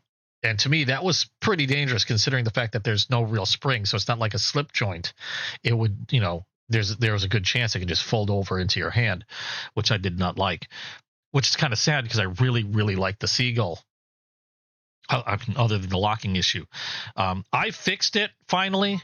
I had to void my warranty on it to do so. They did send me a different knife and replacement. Kizer was really good about working with me on that. I mean, they sent me a replacement Seagull that was having the same issue. Then they just sent me, I ended up going with a Sheepdog, which also had I believe had a top liner lock as well. And then that one was perfectly fine. This top liner lock looks like it is closing up perfectly fine. Now I have been flicking it open. Let's do a slow roll. So I'm going to open it very slowly, let it open up, and still solid lock. I can't fold it closed. It's kind of hard to see the locking mechanism on this one, but it appears to be locked up pretty nicely. So doesn't look like I'll run into any issue with this one. Thankfully, I'm glad for that because I do really like this one. This is a very pretty, very dressy knife. If you're looking for something that has some sleek looks to it, yet is still functional, a functional tool, definitely give this a look. Won't break the bank at between $70 to $80. And again, you do have various colors to choose from. This one, the Kizer ring bow, pretty impressive. I like it. I like it a lot, actually. Okay, so we have the Kizer ring bow. We got one more modern knife that came in. This one is from Monthly Knife Club. Now, if you're unfamiliar with Monthly Knife Club is a subscription box. I belong to what they call the Tier 2 name brand knife. And the Tier 2 name brand knife consists of, you get a box every month, and it runs me a subscription price of like $55 a month plus shipping and handling. So roughly about $60 I pay monthly. And the knife that you get is supposed to be a name brand knife that'll run roughly between $60 to like $80 or $90, something along those lines. Hey, Chicken Fried Steak, how you doing? So we just got this in today. This is from Monthly Knife Club. Don't know what it is. It's always going to be a mystery. They do have other subscriptions, varying prices on knife packages like this. I just get a single knife. They also have packages that will include either a knife, multiple knives, or a knife and like a bunch of EDC gear. And of course, all those prices are going to vary depending on what subscription plan that you get. Mine, again, is just a Tier 2 name brand knife, so I just get the single knife every month. And we're going to take a look and see what that is now. So this one's new to me. This one's going to be a surprise. Let's see what we got today. Normally, I'll do a video unboxing these. I'll probably just cut this out and make a separate video of this one. Oh, this one's sealed. I normally don't see them sealed like this.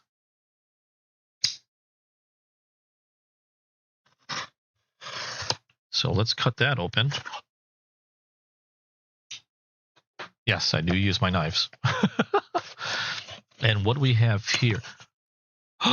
We have a QSP. Oh, that's nice to see. Okay, so we have a QSP box. We have a very reflective Monthly Knife Club sticker with an octopus. And we have an information card that they include with every knife. This is going to tell us exactly what we got today. So before I even open the box, what do we have here? We have, okay, good. This is one that I do not, this is one that I do not already have, which is always good to hear.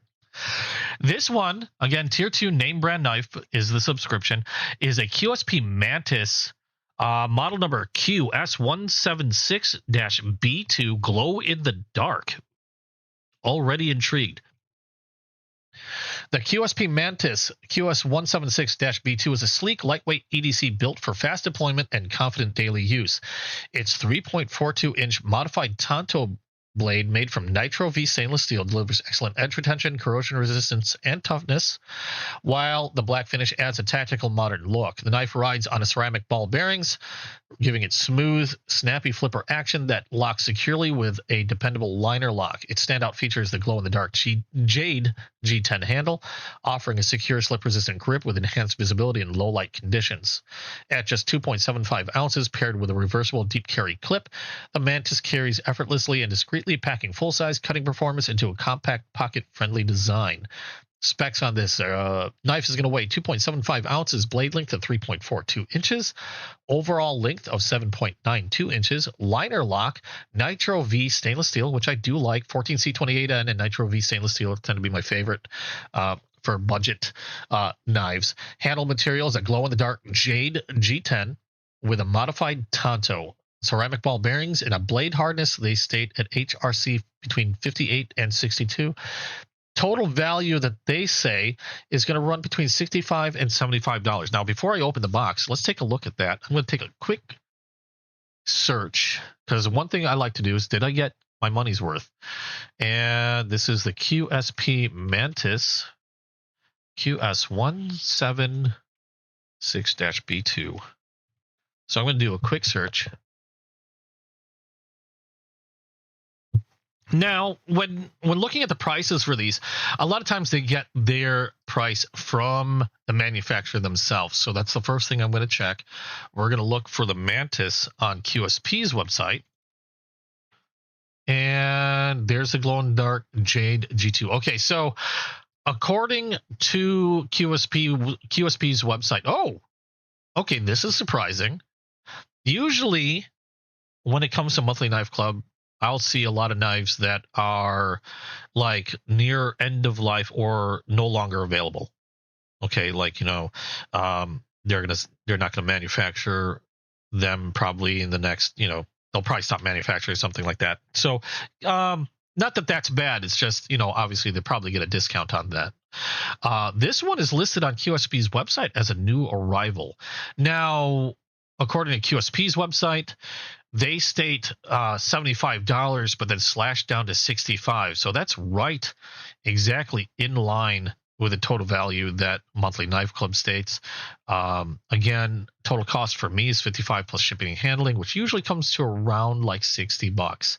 Let's take a look at any other websites that might carry this model and see how they compare. Now, if I go to Knife Center, they have one with a black, same glow-in-the-dark scale, but they have one with a blackened blade, and they're running theirs for $65. Anywhere else carrying this one? Well, let's take a look at Blade HQ, also $65. And we'll check one more. Let's see, who else? Not seeing it on Amazon. Not seeing any others. So QSP, Blade HQ, Knife Center, we're looking at about $65. So a saving of a couple bucks versus me just outright buying it, which is not too bad. And if you like to be surprised by stuff, I can't complain. I can't complain at all. 67 cheapest new on eBay. Oh, so there you go. So here, let's go ahead and open this up now. QSP. I like QSP knives, by the way. QSP makes some really nice knives. One of my fastest deploying knives is actually a really inexpensive QSP. And I say fast because it just feels like it's not an automatic. It's just a thumb stud, flipper knife. But it just feels so fast. It feels like an automatic, to where once you flick it open, it almost has the same kick that a nice automatic would have. Now, and I do have quite a few QSPs, so this is also really exciting for me. You have our QSP Penguin sticker and the Have a Knife Day, which I love. Get these all the time from them when you get a new knife. We have another card.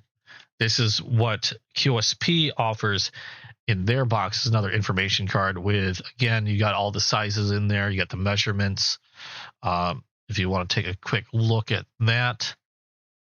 And then their warranty on the back. So there we go. And then the knife itself nestled really nicely in this box.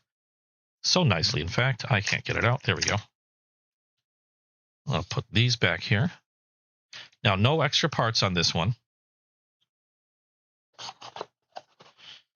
And then another look at this if you wanted to check this out. The model number, Nitro V blade. Now, the blade itself is going to be blackened, it looks like. It says black. Glow-in-the-dark G10 handle. And, yep, it is blackened. So probably PVD coated. And there is the G10. We have a reversible pocket clip. As you can see there, it is nested. And they do provide a spacer to fill in that little divot for the pocket clip. Now, interesting. Let's see here. The pocket clip screws on this. I just noticed this when I was looking at the spacer here. The pocket clip screws are nice and flat, which is really nice because I hate when you have protruding screw heads in the pocket clip because then it tends to be a little bit more difficult to remove from your pocket. But these are nice and flat. However, the screws for the spacer have a bit of a rounded top to them, so they're not as flat as the ones holding the pocket clip down, which is fine. Nothing wrong with that. I'm glad that these are flat though. And again, reversible, you have a little lanyard hole at the very end. You have a bit of a back spacer here. No real standoffs that I can see. Now, looking at the blade when closed, perfectly centered in there. That's really cool. Always like to see them nicely centered in there. You have a thumb disc for deployment. So not really a thumb stud, but a thumb disc and a rear flipper. Pretty thin profile there. Almost like we were saying, a lot of gentlemen's knives tend to be thin in profile with thin, long blades. Hey, Marco, how you doing? They tend to be thin with thin profile blades. This one, they said it was a modified Tanto. Rear flipper, disc deployment. There we go. Okay, so modified Tanto. What do they mean by modified? Usually when I hear modified Tanto, there's a clip. And this feels pretty straight. So, I don't know. Real straight edge. A bit of a secondary point there. Nice rounded tip. What I'd expect to see on a Tanto. A bit of a sharpening choil there. The rear flipper acts as a guard. They have a nice cutout on the scale here, so that should make this pretty easy to, yep, I don't have to dig my nail into it. I can just use the pad of my thumb. That opens up really easily. Nice, smooth blade movement. And like I said before, the pivots on the QSP knives tend to be really, really smooth. And that makes for a really nice and quick deployment. Rear flipper works really well. Thumb stud. Nice. Really easy to use. They put a bit of jimping on that liner lock, so that makes it easy again to unlock the blade and close it. Now, really fast deployment with this one. Thumb disc. There's not much there's not any jimping on the spine of the blade, but there is some texturing on that thumb disc. So you still get a bit of texture there where you rest your thumb. Now, obviously, more than enough handle for me to get a gorilla grip on this one. But I do feel that pocket clip a little bit. There's a tad of a turn down at the tip there. I wish that was flattened out a little bit more. But yeah, you're going to feel that on a gorilla grip. Now, if I'm holding it this way, I can still feel the tip of that pocket clip, but it's not so bad. Most of the pocket clip tends to disappear in my hand. And that thumb disc gives me a nice little shelf to rest my thumb on in order to get a nice bit of control over that edge. So pretty solid lockup too. I'm not feeling any movement to this one. So no movement up or down, no movement side to side. Looking at the liner lock, it's not moving, way over to the right. It's sitting right, and it's sitting fully under that blade, which is really nice. Not the thickest liner lock, but feels really nice and secure. Again, very smooth movement on those bearings. Which, again, every time nearly every QSP knife just feels like they're really, really fast.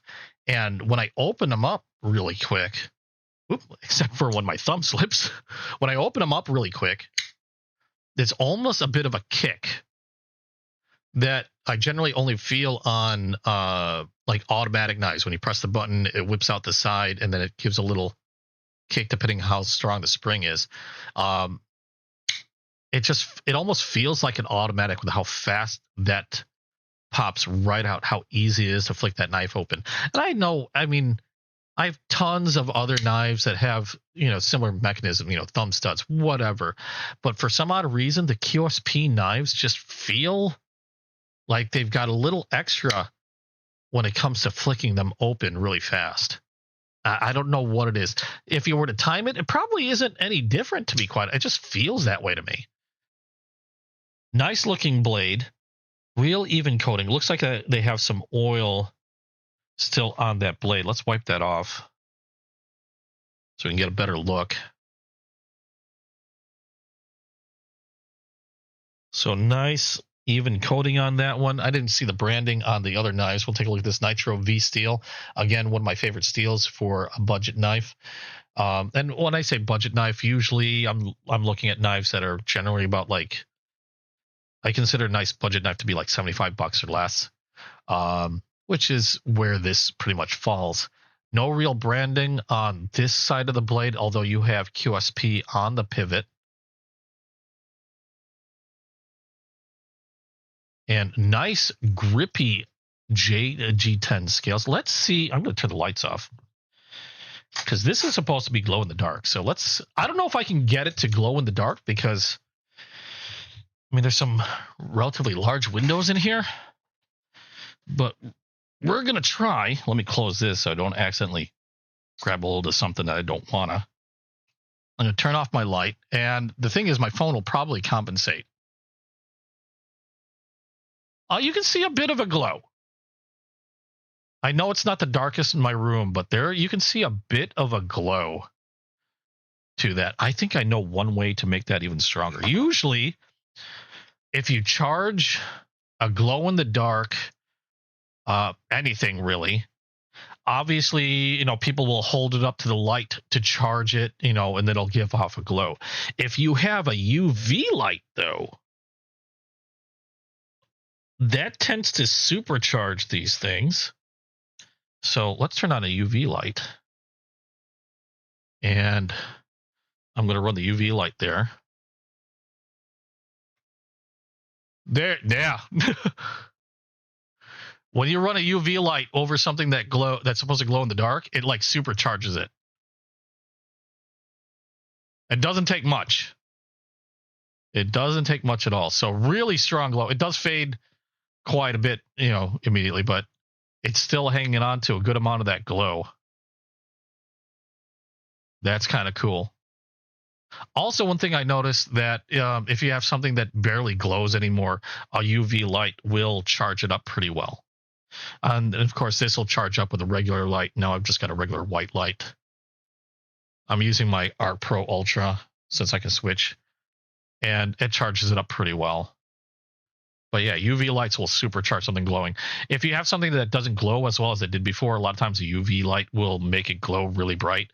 I do know that these glow-in-the-dark things don't last forever, though. So I know this will eventually fade away.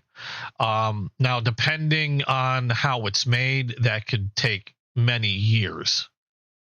But I think a lot of people don't realize that eventually, when you get something that's glow in the dark, that the glow in the dark doesn't really last forever.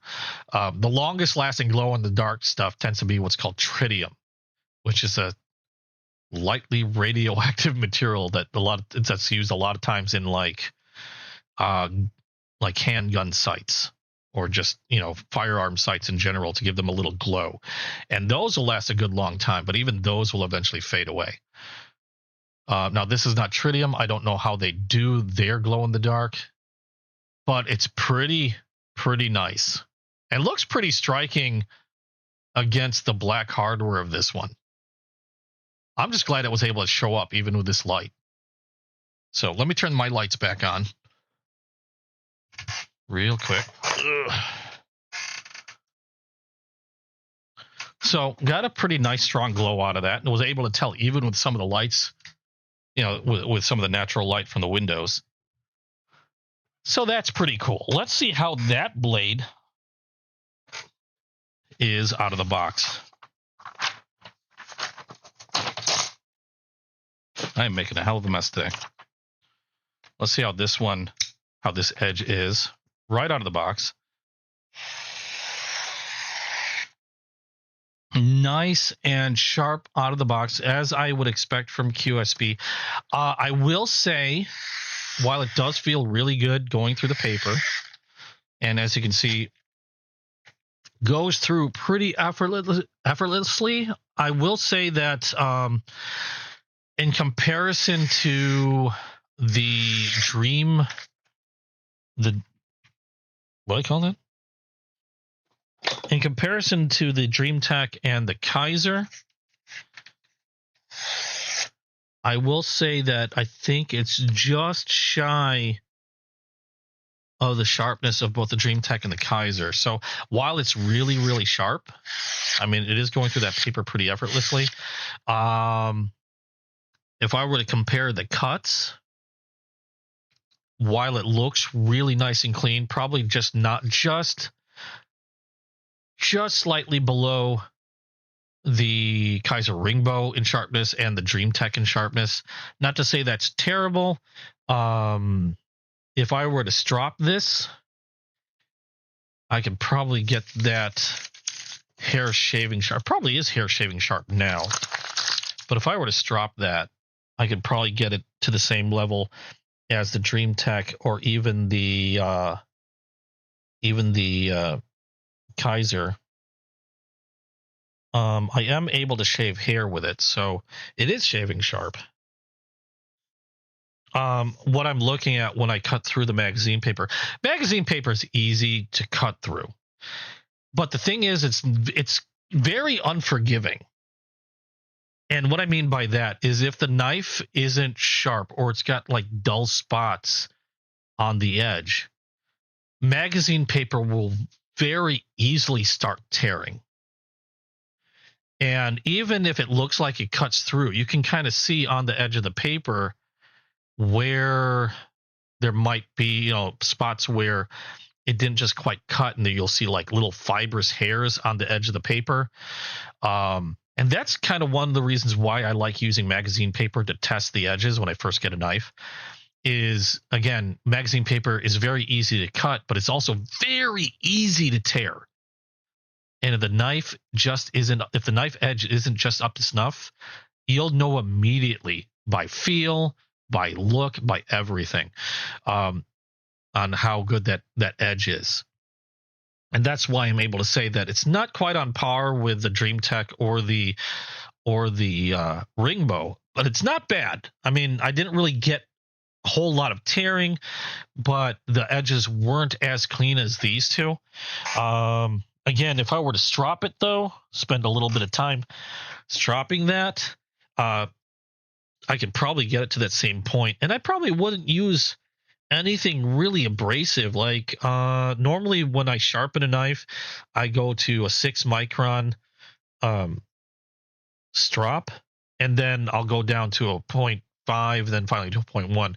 On this one, I could probably start at a 0.5, not get to the, as opposed to starting on the 6 micron. And I'm going to give it a little strop now.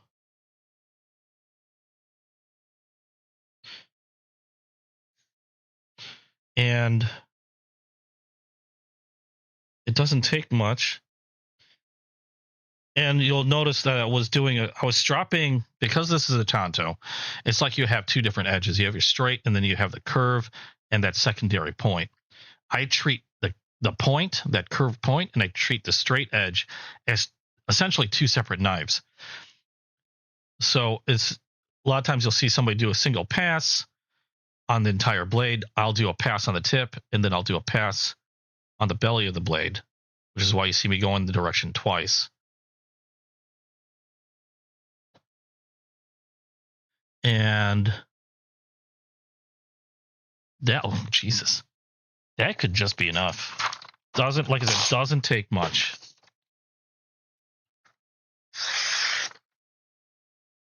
Yeah, does not take much. Now we're about already, and I don't have to press down.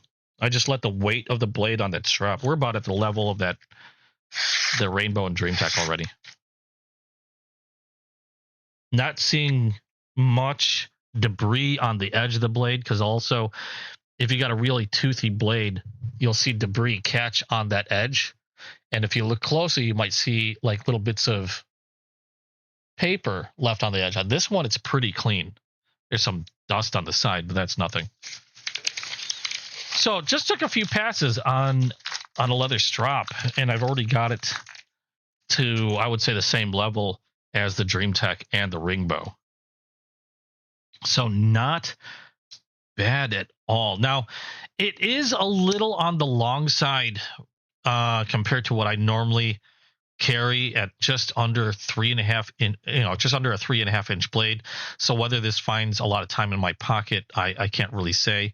I know, like, regulations in the state that I live in vary widely. And, you could cross the street and then you could be under a whole new slew of regulations when it comes to carrying pocket knives. And generally, I mean, it's not like police are on the lookout for somebody carrying, say, a knife of this size and just, checking your pockets, what are you carrying? Usually, more often than not, is if you're causing trouble and you're getting arrested and then they find something like this, say, on you, yeah, that could cause you a lot more issues. Now, I try to be a good boy, so I don't know of any reason why I would be stopped. But I mean, if I'm trying to stay within the law and just keep from getting charges added on to me if I get stopped for whatever reason, probably not the best idea to carry something like this. Not saying that you couldn't, but again, depending on where you live, check your local laws. Make sure you're aware of your local regulations when it comes to carrying a knife, so that way, just to keep yourself out of getting into any more trouble than what you already might be into if you're doing something like that. I don't think I'd have much of an issue, but because of its size, I might not carry this as often. Probably still will, just not a lot. But it is a really nice knife, very sleek looking.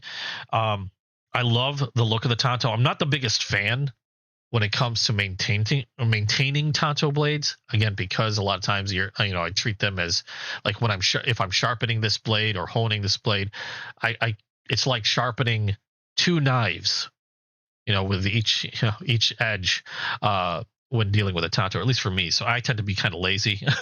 I prefer one edge going from, pivot to tip, but this one is not so bad. It doesn't have a super pronounced secondary point. I mean, there still is one there, but it's not like a super pronounced one.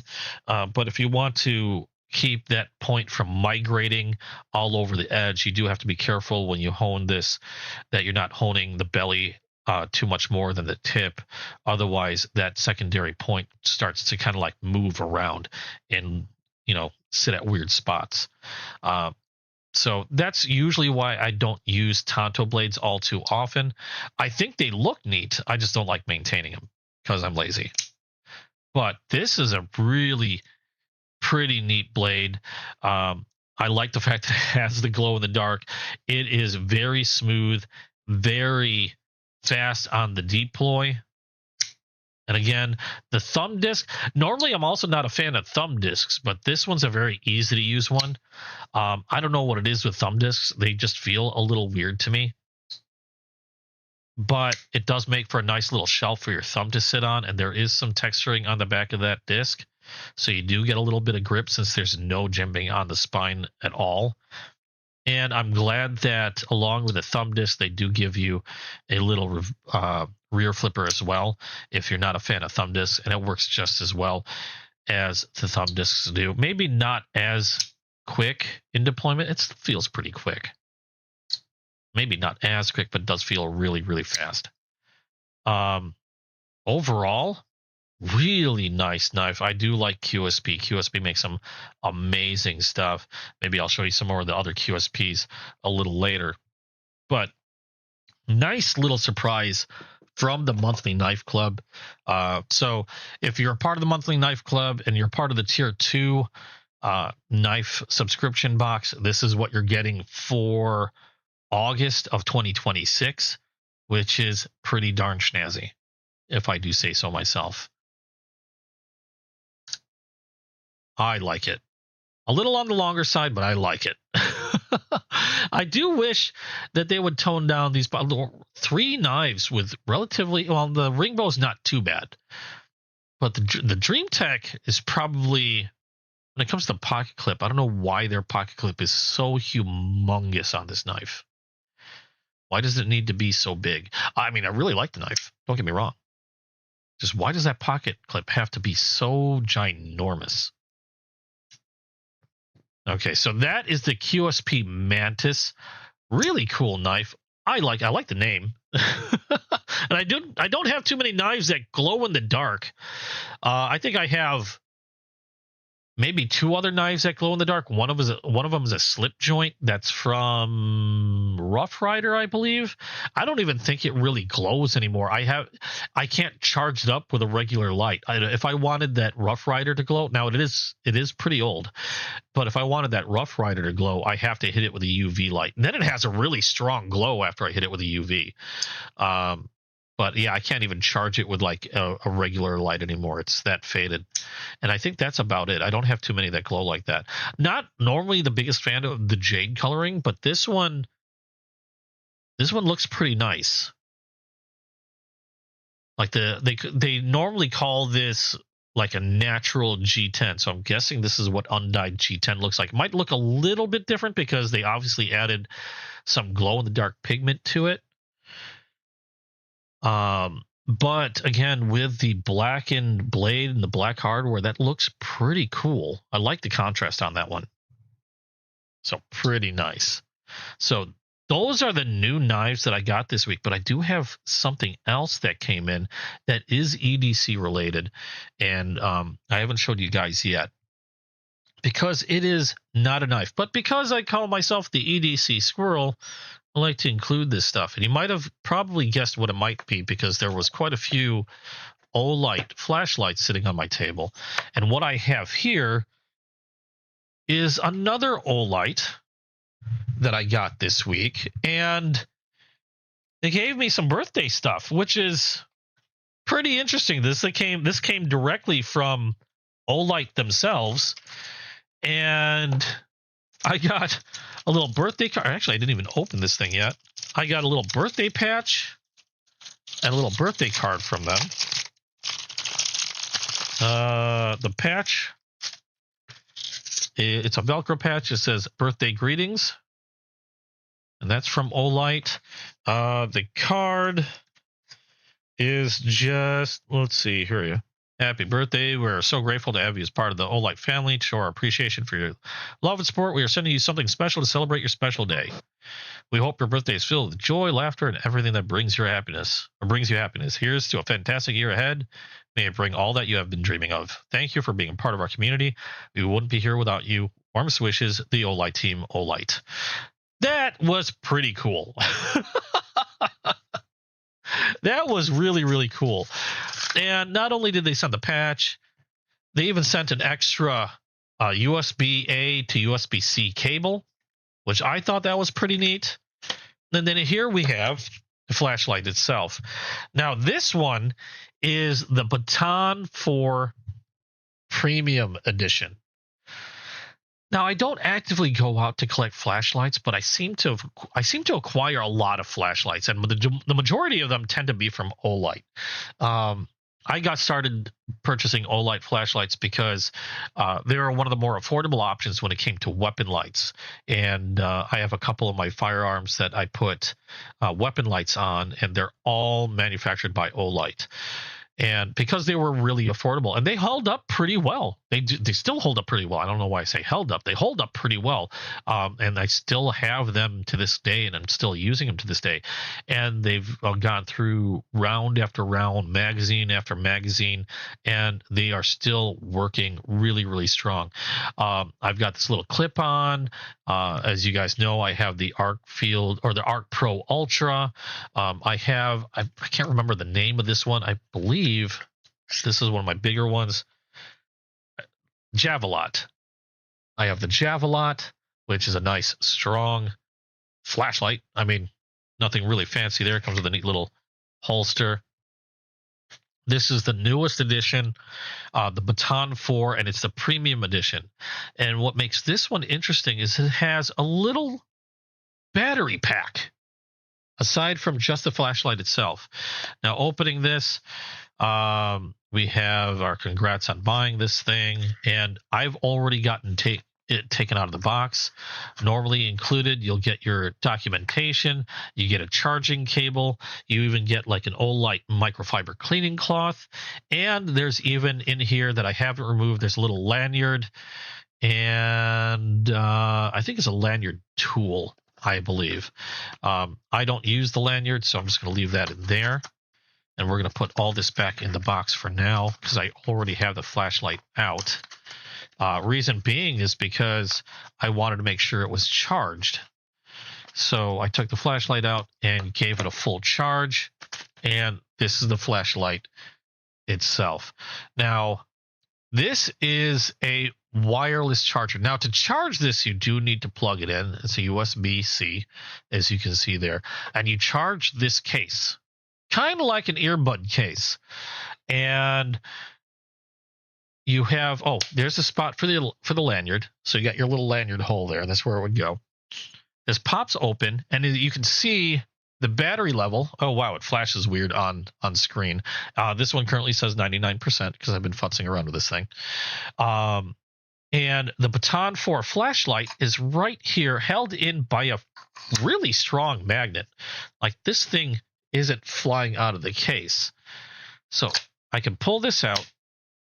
Okay, and this shows the battery level of the charging box. So we're at 99%. I know it looks like that on the camera, but we're at 99% on the battery in there. This is the Baton 4 itself, a nice little mini flashlight. We have various different modes in terms of strength. You've got also a battery indicator on the right, and then the strength of the flashlight showing on the left, which is currently, let me turn off this light, currently at midpoint. You have a moonlight setting, which is really low. And that one's off now. Where are we at? We're at midpoint. If I hold down the button, you get a brighter beam. And then we got the low end setting. And depending on how bright of a beam, obviously, this one, what did they say on the Olight Premium? Has a surprisingly long life, provided you're not using like the brightest setting. Let me open this up. I don't normally review these things because I don't really have,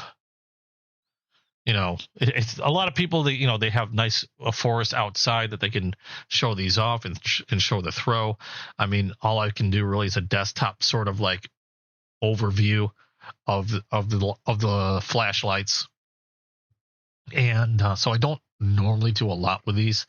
Now, let me see if I can pull up some of the information on this guy. Let's turn this off for now. If I can remember, I'll turn this off. There we go. Click that off.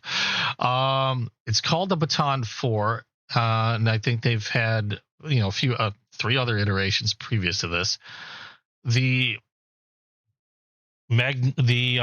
charging box will work with any of the previous models. However, there's something special when you use it with a Baton 4. So the Baton 3, I think you can use full function with this, and then the previous models will charge, but you won't get any of the special functions that this would normally do. Let me see here. Baton 4 Premium. Should have had this out already, but now normally these run, according to Olight's website, like $124, but I think on average you can see them for around $75-$80. And I'm talking about you know what? I'm looking at a double pack. Never mind, that price would be wrong. Normally about $95 for this sort of combination, but if you're lucky enough to find them on sale, you can usually see them for around like $75. Now, this has how do I say this, or where do they have it? It has a 5,000 mega amp battery on the case, so you can fully charge the flashlight up to 5 times, giving the flashlight a near maximum runtime of like 190 days. The light itself, trying to remember how long the battery on this one would last. Unfortunately, they're only giving me the information on the case for some reason. I don't see it. Why are you being weird? Why is it only showing me part of the page? I'm trying to find the actual Baton 4 because the whole case thing. There we go. The Baton 4. So this provides a maximum of 1,300 lumen output, and it has, with the 1,300 lumen output, it has a 170 meter throw. So at max level, 170 meter throw, and it has various levels. If I remember correctly, I think they have a moonlight mode, which is its lowest setting, and that'll run for like a good few days. So if you're just using the moonlight mode, this light will last you. But the interesting thing about this particular model, the premium edition, where you get the charging box along with the flashlight, because you could get the Baton 4 on its own. You can't get this separately for a much lower cost. But getting the premium, you obviously get the battery pack, and that just slides in here like this. But the neat thing about this is if you wanted to use your flashlight, you don't have to take it out of the battery pack. The indicator, the charge indicator on this one, without the light, you can see the 99, is also a button. So I can use this to manipulate the flashlight that's currently charging in the case. And so now I have the flashlight battery and the battery in the charging case. I have all that power, and I don't have to even remove the flashlight. And I can go through all the settings.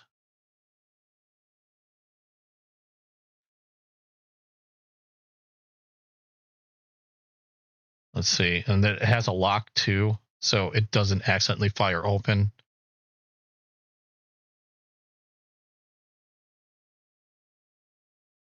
There's our highest setting. And I think that's turbo setting, which only lasts for maybe a short amount of time, but it's a maximum brightness, maximum throw.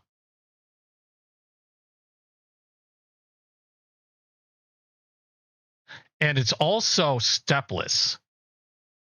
As you can see there, just holding it down, I can adjust the light level to right where I want it without having to go through different steps, which is actually pretty darn cool. And again, I have the use of the flashlight battery and the battery pack itself to go through that entire range. Now, another interesting thing is being a 5,000 mAh battery, you charge it by plugging it into a USB-C cable to charge the battery. But you can also use a USB-C to USB-C cable. And if I wanted to, I could charge my phone off this battery. So this acts as not just a battery bank for the flashlight itself, but it acts as an emergency power bank for any other devices, as long as you can plug it in to the USB-C. So I can charge my phone.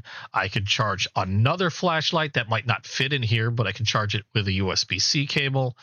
And again, now it's going to vary how many charges you can get, say, for like your phone or stuff, because, the batteries are all different sizes. This will charge this flashlight up to 5 times fully. Probably get maybe on a 5,000 mAh charge on my current Android, probably at least a charge and a half, if not 2 charges on my phone through this thing. So that is pretty damn cool. The fact that I have an extended battery for the flashlight, I can control the flashlight from the box itself, and not only that, I can charge. I'm just trying to see if it'll lock. I can charge an external device with this as well. Let's go back low. I thought this had a locking thing to it. That might be the lock, or did I turn it on? No, that's the moonlight thing. Okay. Oh well. I don't know if I know there's a lock that you can do, so that way if you have the flashlight in your pocket, you can prevent it from accidentally turning on. I think if you hold it for 2 seconds, it'll lock the button, and then you just have to hold the button down for 2 seconds to unlock it. I know like the Arc Pro has something similar where if I hold the button down, it'll lock the button so it doesn't accidentally fire if something bumps into it. I know that has the same mechanism in there. But really cool. This does also come in different colors. If I remember correctly, there's a navy blue. They even have, I believe they call it like their Star Wars version or droid version as well, which is like a gray with like steel and rivet graphics on it. Looks actually kind of neat. I think it looks like a miniature lightsaber, but you have options, which is pretty nice. Was it the navy blue, the OD green, which is what I have, and I believe they also have it in black with blue accents. So black case, black flashlight, blue accents. This one's like a OD green with gold. The other one is just like gray with black accents, again with special like Star Wars droid graphics on it. But pretty nifty little flashlight and power bank combination. Awesome combination, in my opinion. This one, like I said before, normally runs, I think normal prices around like $90 to $100, but a lot of times they'll have it on sale for much less, for like 75 or so, 75 or $80. But if you're looking for a neat EDC flashlight and something that'll last a good long time, and like the security of having a extra power bank for your phone or your flashlight or any rechargeable equipment, this might be one of the best flashlights on the market today. Just really cool. And then again, thank you to Olight for all the birthday stuff. I thought that was pretty neat as well. That came as a surprise. So pretty awesome flashlight. Now, I normally carry my Arc Pro. This is a bit on the bulkier side, but I can see tossing this in my backpack. that I carry with me whenever I'm going to work and stuff like that. So kind of a backpack EDC carry for me. I'll have to, let's grab that lanyard since I'm staring at it. Might as well throw that on.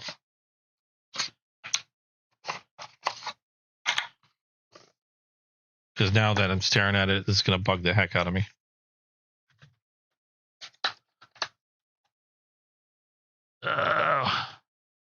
Can't see my screen. There we go. Where'd it go? I know it's in there. I think this is a lanyard tool.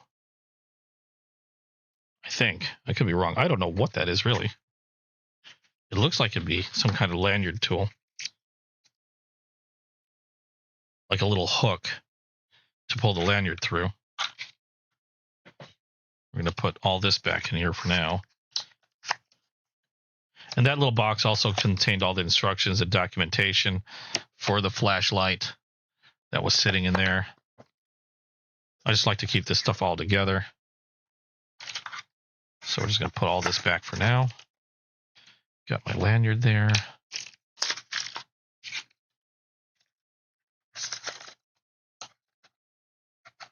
And this can get in the box. Get in there.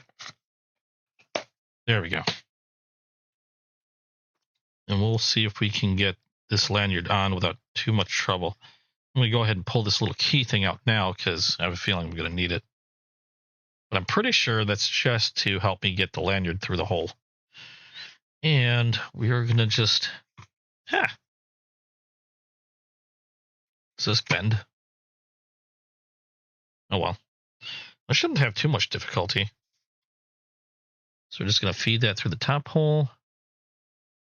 Try to push it through. Okay, I can see why they may need the hook. So let's grab that hook and see if I can't. Oh, maybe not. Try to push it through a little bit more.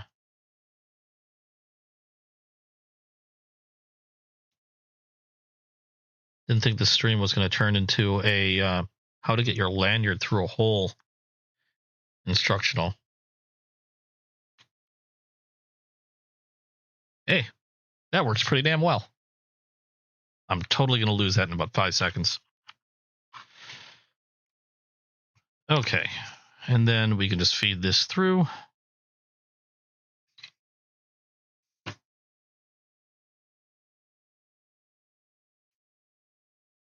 And there we go. Now we have the lanyard attached. This, and it's an adjustable lanyard, so that's kind of nice. So if you're doing some hiking, you can throw that on your wrist. Carry that with you.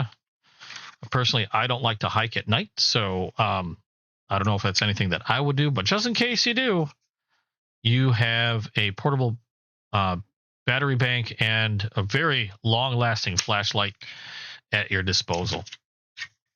And if you don't want to carry the battery bank, but still want the flashlight, it does have a nice pocket clip. It has a two-way pocket clip, actually, that you can see here.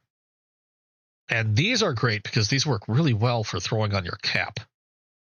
So that can slide right into a pocket. Or if you have a brimmed cap and want to go hands-free, where'd my hat go?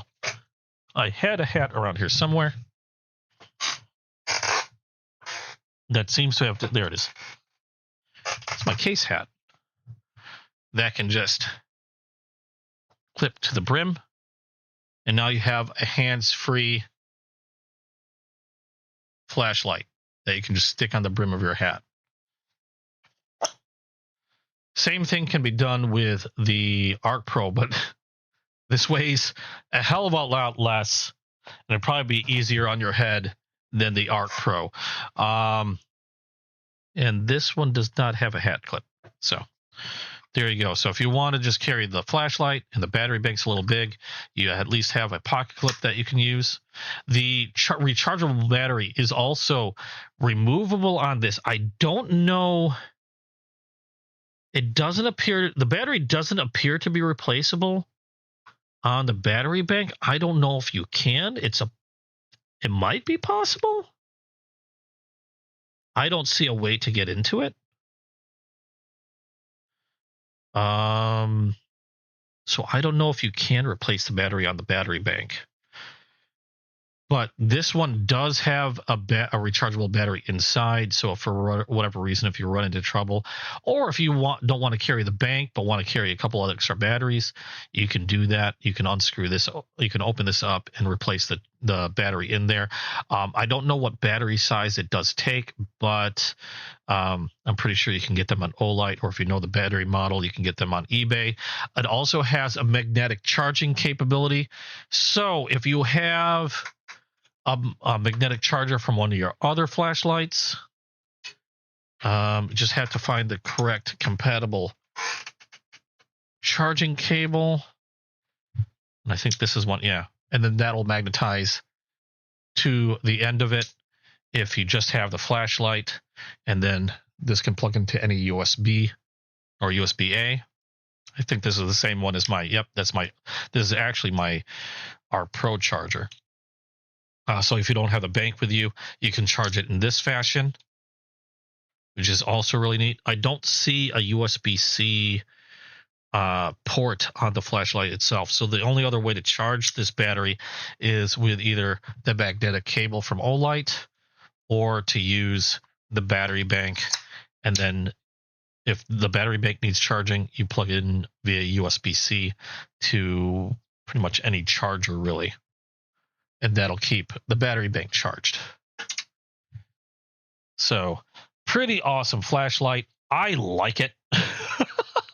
But because it is kind of a handful, admittedly, this might be something that I'm going to toss into my backpack, and that's probably where it'll stay.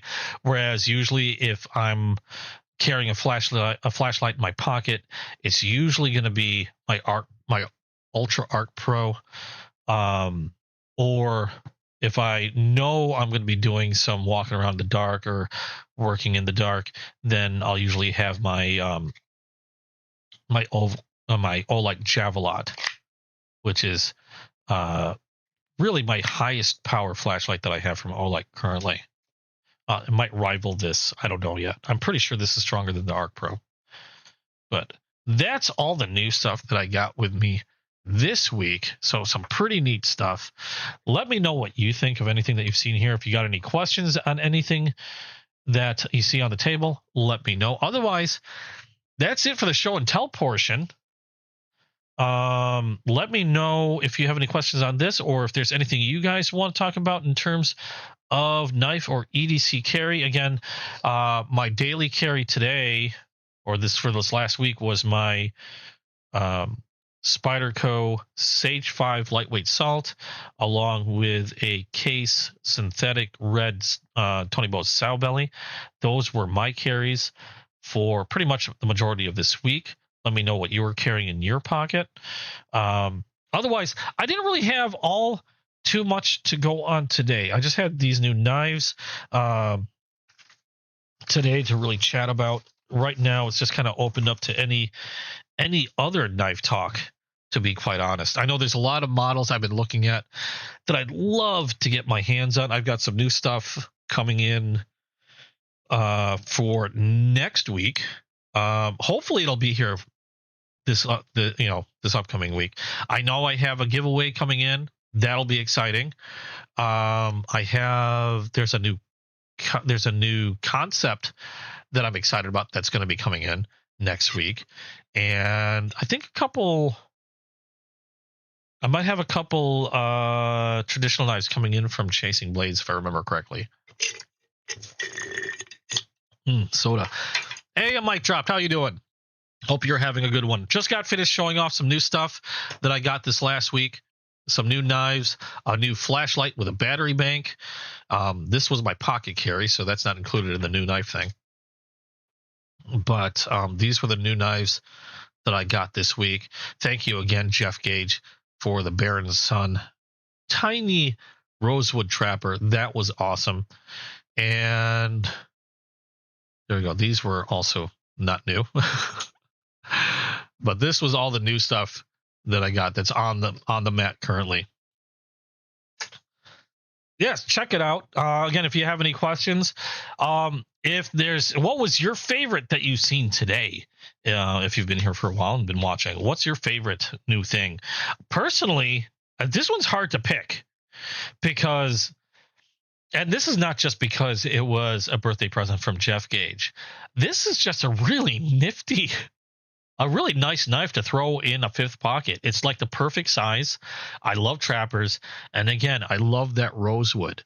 The rosewood, absolutely beautiful wood. I love to see it on knife scales. They look just super dressy. Very, what's the term I'm looking for? It kind of adds kind of like a, how do I put this? I can't think of the word right now. It's a very dressy and sophisticated looking slip joint. I think it just dresses it up quite a bit when you have like wood scales. Almost always make a knife look kind of more expensive. And kind of like I said, I can't think of the word other than dressy. Kind of like something that you'd see somebody that wearing a suit might have in their pocket. Like somebody in a suit jacket, sipping Dos Equis and surrounded by women. Some really sophisticated guy with a really nicely cut gray beard. With a smoking jacket, something like this, he might pull out of a shirt pocket, or if he had a fifth pocket in his pants. Sophisticated, thank you. A sophisticated look to it. Somebody like this, the most interesting man in the world, might carry in their pocket and pull it out of his shirt pocket. Another one that I thought looks really sophisticated, and this is partially because of the clean lines and the hidden hardware on this one. Personally, I think the gray, the overall gray, happens to be my favorite out of all the colors. But if you do want to add some color, these do come in different colors. This one also has a very, like I was saying earlier, a very sophisticated, like usable jewelry type thing going on. So a very dressy knife, something that like gentlemen carry. That's the other thing I was trying to think. A knife, a very gentleman styled carry knife from Kizer. The other ones also have, like, the Queen, I think looks fantastic. I love the look of that stag. I'm sorry, I'm always gonna love the look of it. This looks, I don't know, I kind of want to lick it. I don't know why. The caramel color, maybe it's the dark toasted caramel color on this one. Another very sophisticated, elegant looking knife. If the stag or the bone is done really well, I think they look very, very elegant, is another term that comes to mind. And that Queen is no exception. Not to say that these others don't look really cool, but they're more along the lines of like cool as opposed to like sophisticated or elegant. I think case knives in general, for the most part, are almost always going to have that side of like sophistication to them. This one just really cool micarta handles. I like the blade shape. This is going to be a really fun and neat pocket carry. I'm definitely going to carry that one around. This one might be a little long, like I said, but it does have a shape that's reminiscent of a lot of gentlemen's knives that I've had in the past. Again, long, thin blade, long, thinner handle. We were talking about these before, these gentleman knives, or actually, I would call them more like executive knives. And the reason why I call them executive knives is because they, it's something that you might find more in a shirt pocket. Now, it's not as thin as a lot of those executive knives I've shown in the past were, but it shape-wise, it's getting there. I mean, long and thin. The looks aren't quite there. The looks are more of an EDC, like an everyday carry knife. Usually when I say executive knife, I'm looking at things along the lines of, like, say, the Picasso. Jeff Gage might recognize this one. This was from Chasing Blades. This was that Picasso Italian-made executive knife with the red carbon fiber and the Damascus steel. This is probably one of my most sophisticated and elegant looking modern knives in my collection. The Italian-made Picasso, just an absolute beauty of a knife. This was actually designed, if I remember correctly, it was designed by Andrew Demko. And you've got a titanium scale on one side with a red carbon fiber. I believe that's a red carbon fiber.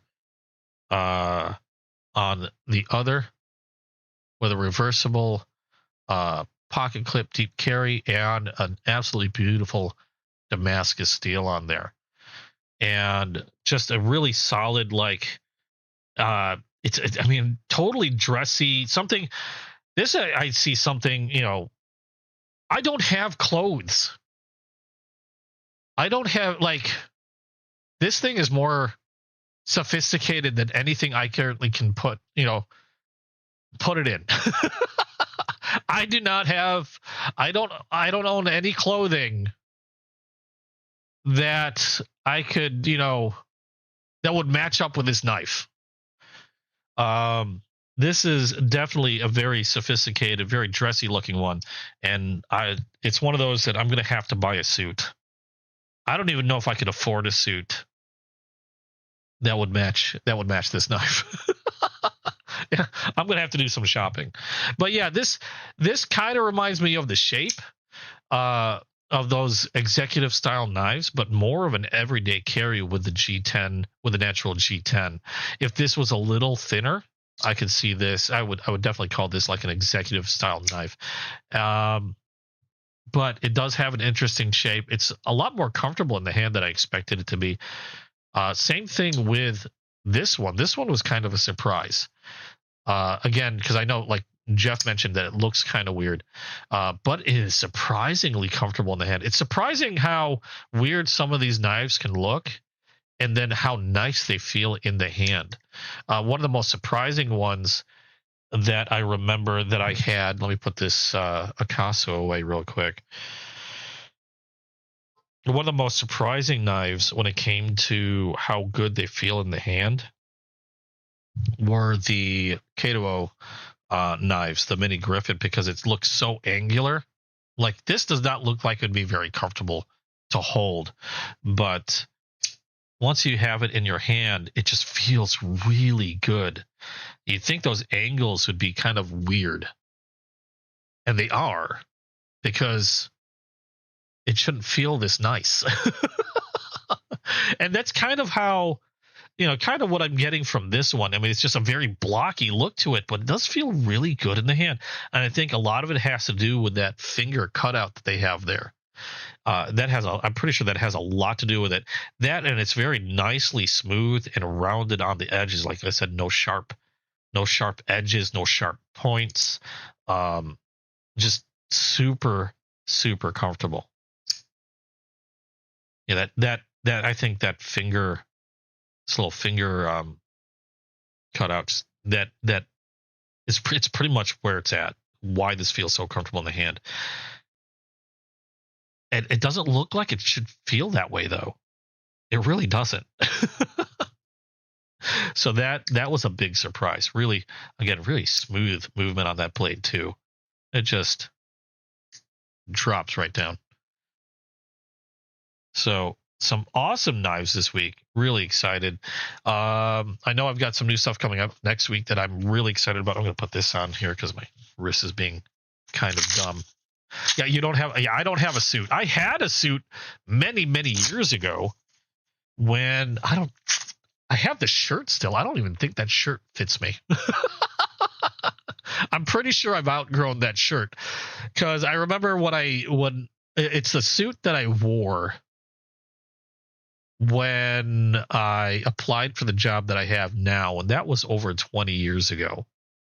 And my size has fluctuated widely since I wore that outfit. And it just occurred to me that I can see that shirt, just the shirt, because I'm pretty sure I don't have the jacket any longer, and I don't have the pants either. But my shape has fluctuated widely because I applied for the job, got the job. A couple years later, I became a gym rat. I muscled up. Actually, I muscled up quite a bit during that time for a few years. And then I got an injury. And then so I didn't hit the gym. And then I lost some of that muscle. And now I'm just fat. So I've gone through quite a few different shape changes since I've worn that suit. I know if I'm gonna there's a chance I might have to. I know if I have to apply for another job, I might have to go shopping for another suit. And even if I go shopping for another suit, I still don't think I'd be able to afford anything that's gonna look anywhere as compatible with that Picasso. That Picasso is kind of a safe queen because, and it's not because I don't want to carry it and don't want to use it. I actually kind of do. It's a nice looking knife. It's a nice looking conversation piece. I just don't think I'd be able to afford clothing that really would match it. Like, I think, or at least to me, I think it would look completely awkward in anything else than, say, something that the most, what's his name in those commercials? The most sophisticated gentleman. Unless I could get something along the lines of what he's wearing, maybe I'd wear that knife. But something tells me that an off the rack suit it still wouldn't be enough for that knife. I could probably get something that would match up with this. Something that would match up with a Kizer or some of the other dressier knives that I have. What other dressier knives did I have? I can't remember what would constitute a dressing. I know what we've talked about executive knives like that Picasso. But when I'm talking now that I'm thinking of like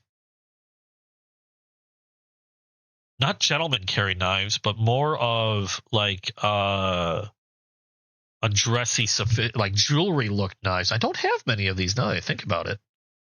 I mean, along these lines, if I were to say something along the lines of this modern ring bow, I'd probably put that there. I'd put that there along with it.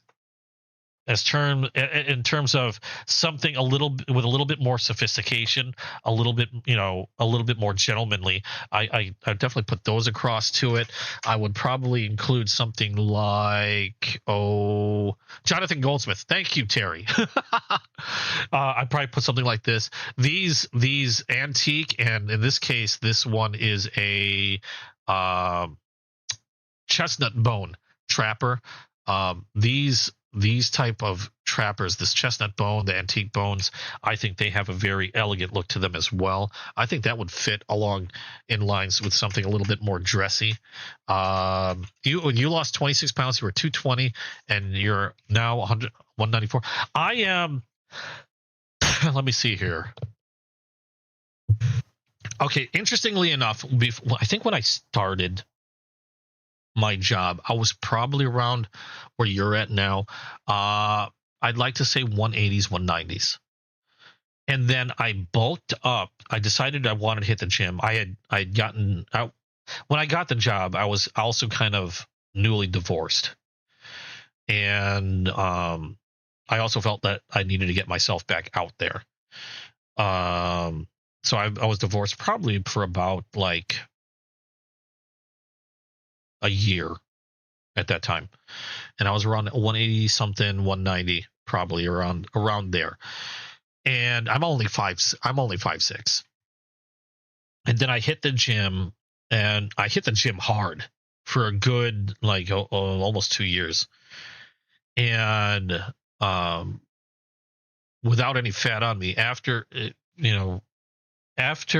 or right before I got injured, because honestly, what happened is I pushed myself too hard at the gym, and I'm pretty sure I tore something. My arm, I couldn't lift a loaf of bread with my left arm. When that happened. But at the height of everything, I was probably 230 pounds of muscle at 5'6". Yeah, I was like, if I remember correctly, I was like 234, and that was muscle, because I was packing on muscle, and so I was like a little 5'6" hockey puck. I wasn't trying to bodybuild, but I definitely put some muscle on. And then I injured my arm, and then things slowed down, and I was doing a lot more desk work also. I wasn't having to move around as much. And COVID, there was COVID, all this other stuff, all this external stuff. I moved, which meant also, because of the move, I stopped going to aside from the injury, I moved away, and now the gym that I had belonged to ended up becoming way out of my way if I wanted to go to it. So I canceled that gym membership, and things kind of went from there. I am now I'm under 230, but I've kind of fluctuated around like 220, between 224 to 229, around there, just under 230 currently. Most of it's situated around the middle. I still have some of my muscle, just not anywhere as much as I used to have, and nowhere near as defined. I just shifted everything to my gut. So if I were to go and if I wanted to go grab a suit, I'm going to have to go shopping again. Find something that'll fit me. I'll probably end up having to get the damn thing tailored, which is not going to make it any less cheaper. I have a feeling off the rack is not going to be easy for me to find. But yeah, something like these would be great in a suit. This one, yeah, possibly just as much. I think I'm not, when it comes to like gentlemen carry knives, not necessarily executive knives, but when it comes to the gentlemen carry knives, I tend to kind of stray away from certain colors. Like I don't really, blues, reds, or whatever. I tend to go, when it comes to gentleman carry type stuff, I tend to lean towards more natural stuff, like, again, a toasted natural stag, like not just rosewood, but woods in general tend to have a nice sophisticated look to them, and they tend to look really nice and clean. It's kind of like when we were talking before, you put wood on the scale and you start to equate it with things like mahogany or like an oak, furniture, things like that. Or also very muted colors, like in this case, just a steel gray aluminum, nothing super flashy. It's still got some shine to it, still got some glint, so it still kind of looks like functional jewelry, but very clean lines, very clean look, no really funky patterns to it. I mean, I like knives with really cool patterns. I mean, just look at the Dream Tech, for crying out loud. I think that looks fantastic. Really cool micarta on that. But when I'm thinking gentleman carry, or when I'm thinking something sophisticated, something for a business suit, I start looking at things like this. I didn't realize this is going to turn into like how to dress yourself for your knife, but there we are. Something like this, I think looks would pair really well with a suit. Yeah, I tend to stay away from colors at that point, and go with things like that. But that's my personal preference when it comes to that. And I've got enough knives in my collection to the point of where I start mixing and matching. You wouldn't think about it, but yes, I went with a red and yellow motif when I was carrying both the Spyderco and my sow belly for this week. When you start collecting a lot of knives, at least for me, something clicks in my brain, and then I feel like I have to match them in some way. whether it's like matching the knives together in some way, like color coordinating my knife, my carry, or when it comes to matching what I might be wearing that day. I might coordinate my carry with my clothing. Now, that's not always the case. With my knives, it's a little easier to coordinate.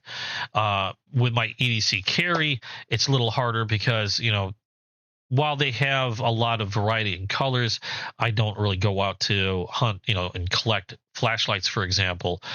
So when it comes to flashlights, I usually try to get something that's kind of like, oops, I hit my phone. That'll kind of like go with anything. So again, I tend to stay away from like flashy colors and things like an OD green, OD brown, or black or gray is what I tend to gravitate towards.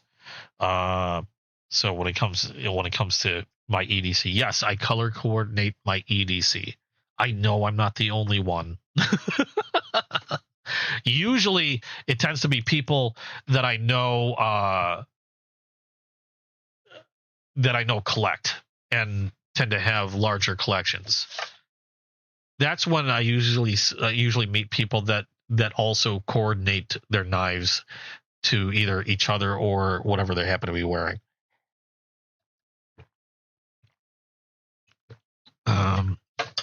So just finished off the rest of my coffee there.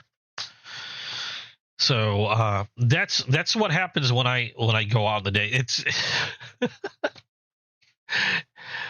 I still get fast. I still get ready faster than my girlfriend does.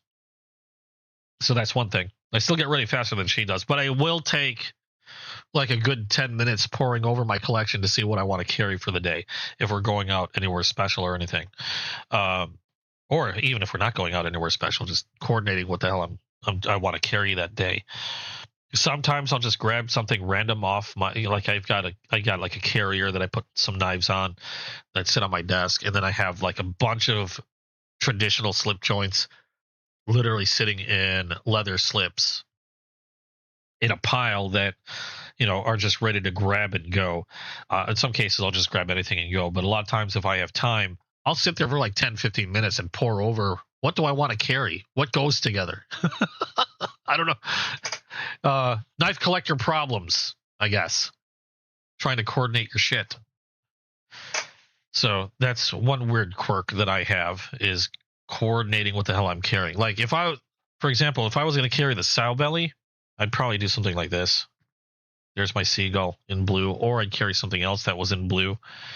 If I was carrying this one, I would probably carry one of my Jack Wolf knives that I have that come in a, what do they call that? Watermelon sugar camo carbon, because that would actually match up pretty well with the Dream Tech.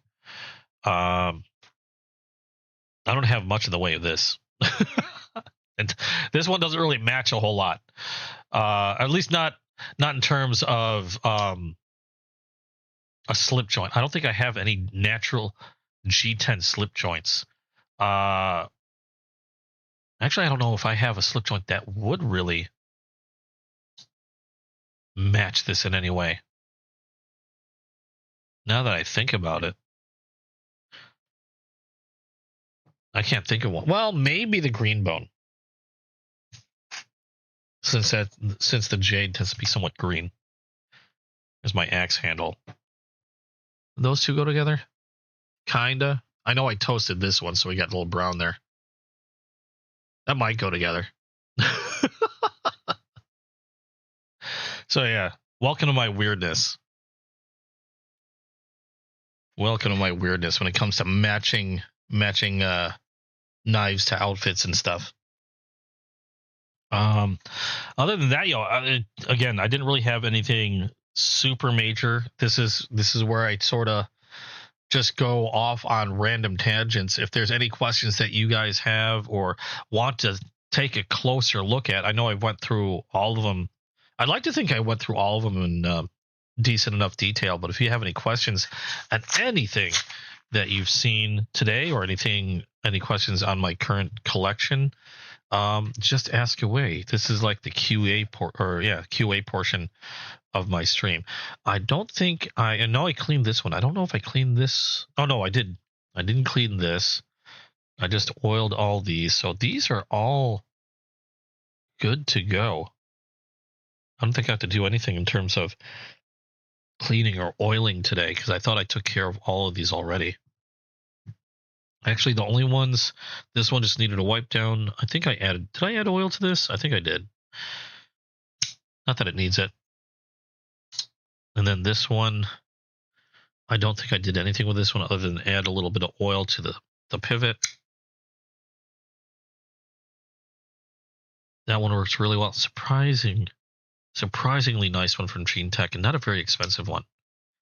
Looks damn nice. I will say that. Why that pocket clip? That needs to go. We need a different pocket clip for that one. Everything else, though, pretty damn sweet. And so those are all clean. Don't need to worry about those. But let me know. I don't know how long we'll run today. The hell did I put my freaking brace on. And I took it back off. I don't even know why I did that. So we'll put that back on. It's just hard to manipulate things with this stupid brace. Because it seems to get in the way of everything. Really impressed with this Damascus on this one. We get some little too much oil on the pivot of this one. Gonna wipe the excess off.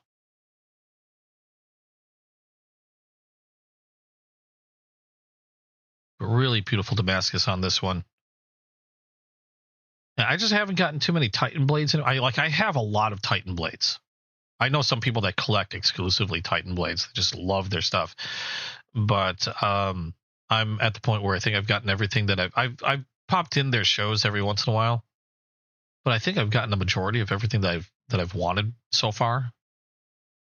And I've been concentrating a lot more on my on the other moderns and the other traditional or slip joints. But I'm really glad that Chasing Blades happened to have this one. So that's pretty damn nice. And really solid, too. Got some nice milling on the spring and the spine.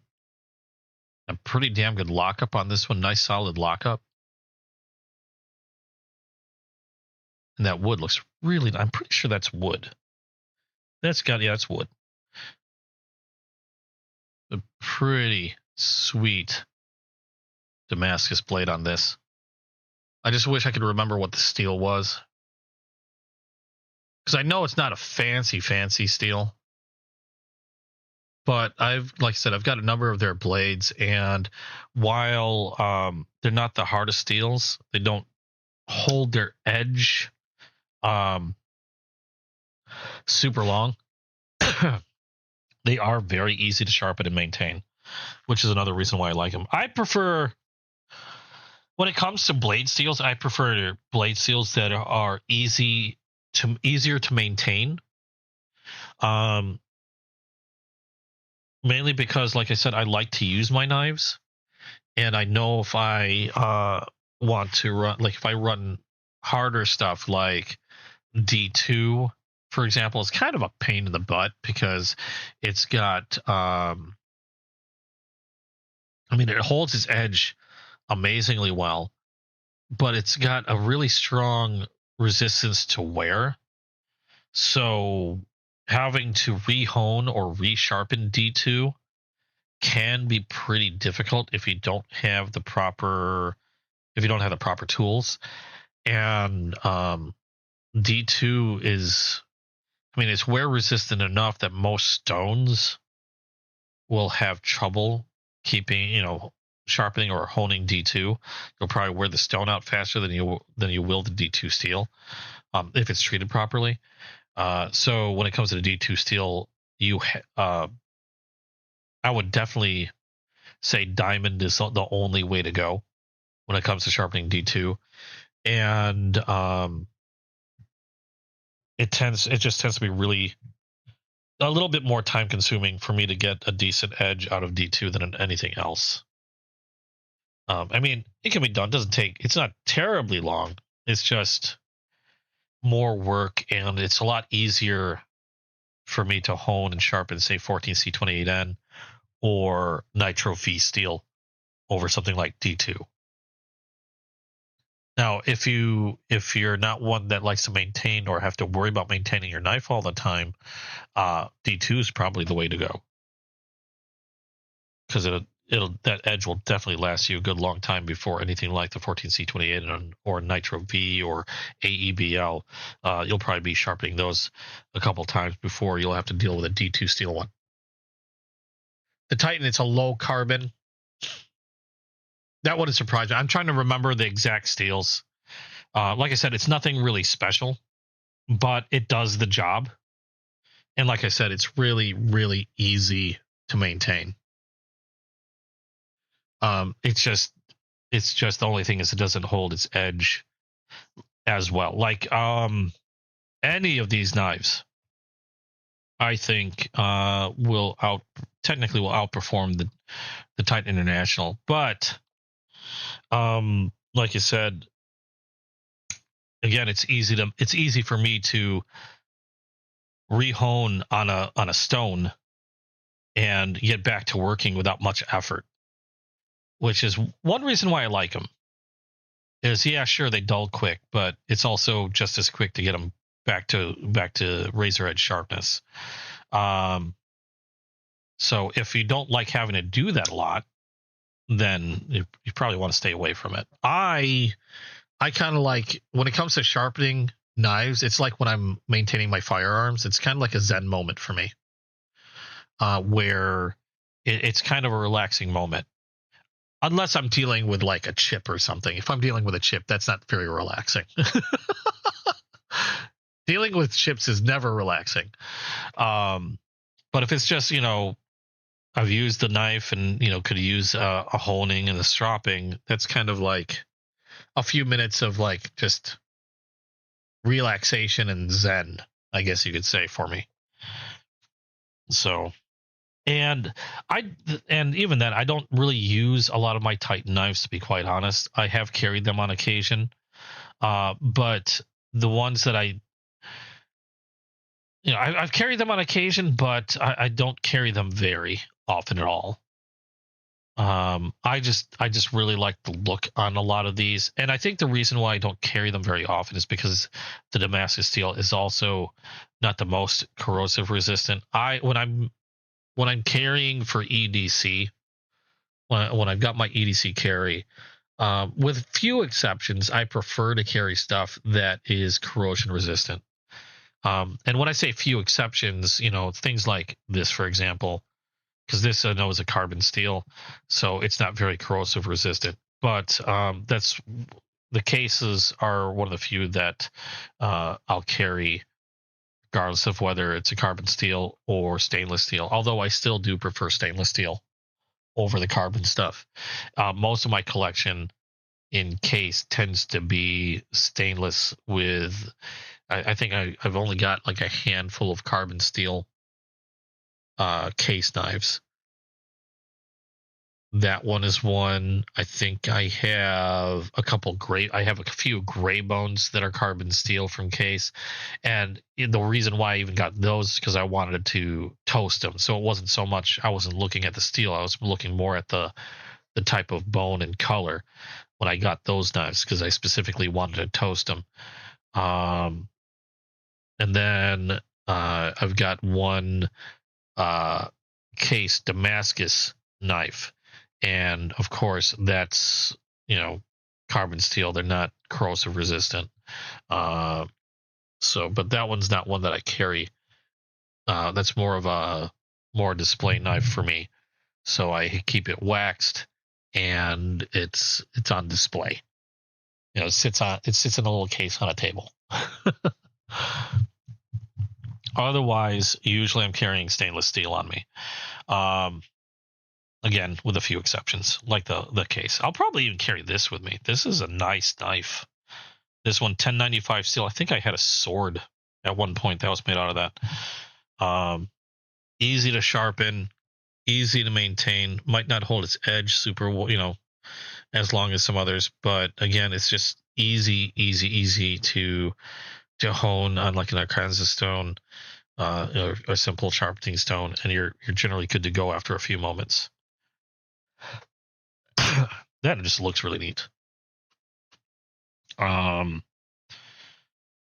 But that's what goes into a lot of my decision making when it comes to carrying. I prefer stainless steels, because there's a lot of times where I don't know what I'm going to be using the knife on. I don't want to have to worry about having to deal with, like, if I'm in a hurry or something, I might not be able to have a lot of time to keep the blade wiped clean after every use, and then I might have to wait to before I can do some maintenance on it, or I might be doing something in conditions where it's raining, or I might drop it in the mud. And it's just a lot less worry when I know I'm carrying something that's corrosion resistant. And my favorite steel to date is MagnaCut. It just tends to be really, really pricey. In most cases, MagnaCut tends to be pricey. But it's crazy high corrosion resistance on MagnaCut, which is one of the reasons why I like it. Also, the other reason why I like MagnaCut so much is it's because usually when it comes to pocket knife steels, it's kind of like a seesaw. Like taking the D2, for example, has amazing edge retention, but has a very low corrosion resistance. It's also has great wear resistance, but it's not a very tough steel, and if it's not treated right, can be very brittle. So you've got those instances where if you want high traits on one thing, you tend to get lower traits on another, which is why I kind of call it like a seesaw, or those scales kind of move up and down depending on what you're doing. MagnaCut, the reason why I like MagnaCut so much is because they kind of took that seesaw, they raised it up. It's got great corrosion resistance. It's got good edge retention, yet it's still a very tough steel, and it's still easy to maintain, even though it's got a decent amount of wear resistance. It's weird that they were able to get all those traits and elevate them to where they are without losing too much from other traits.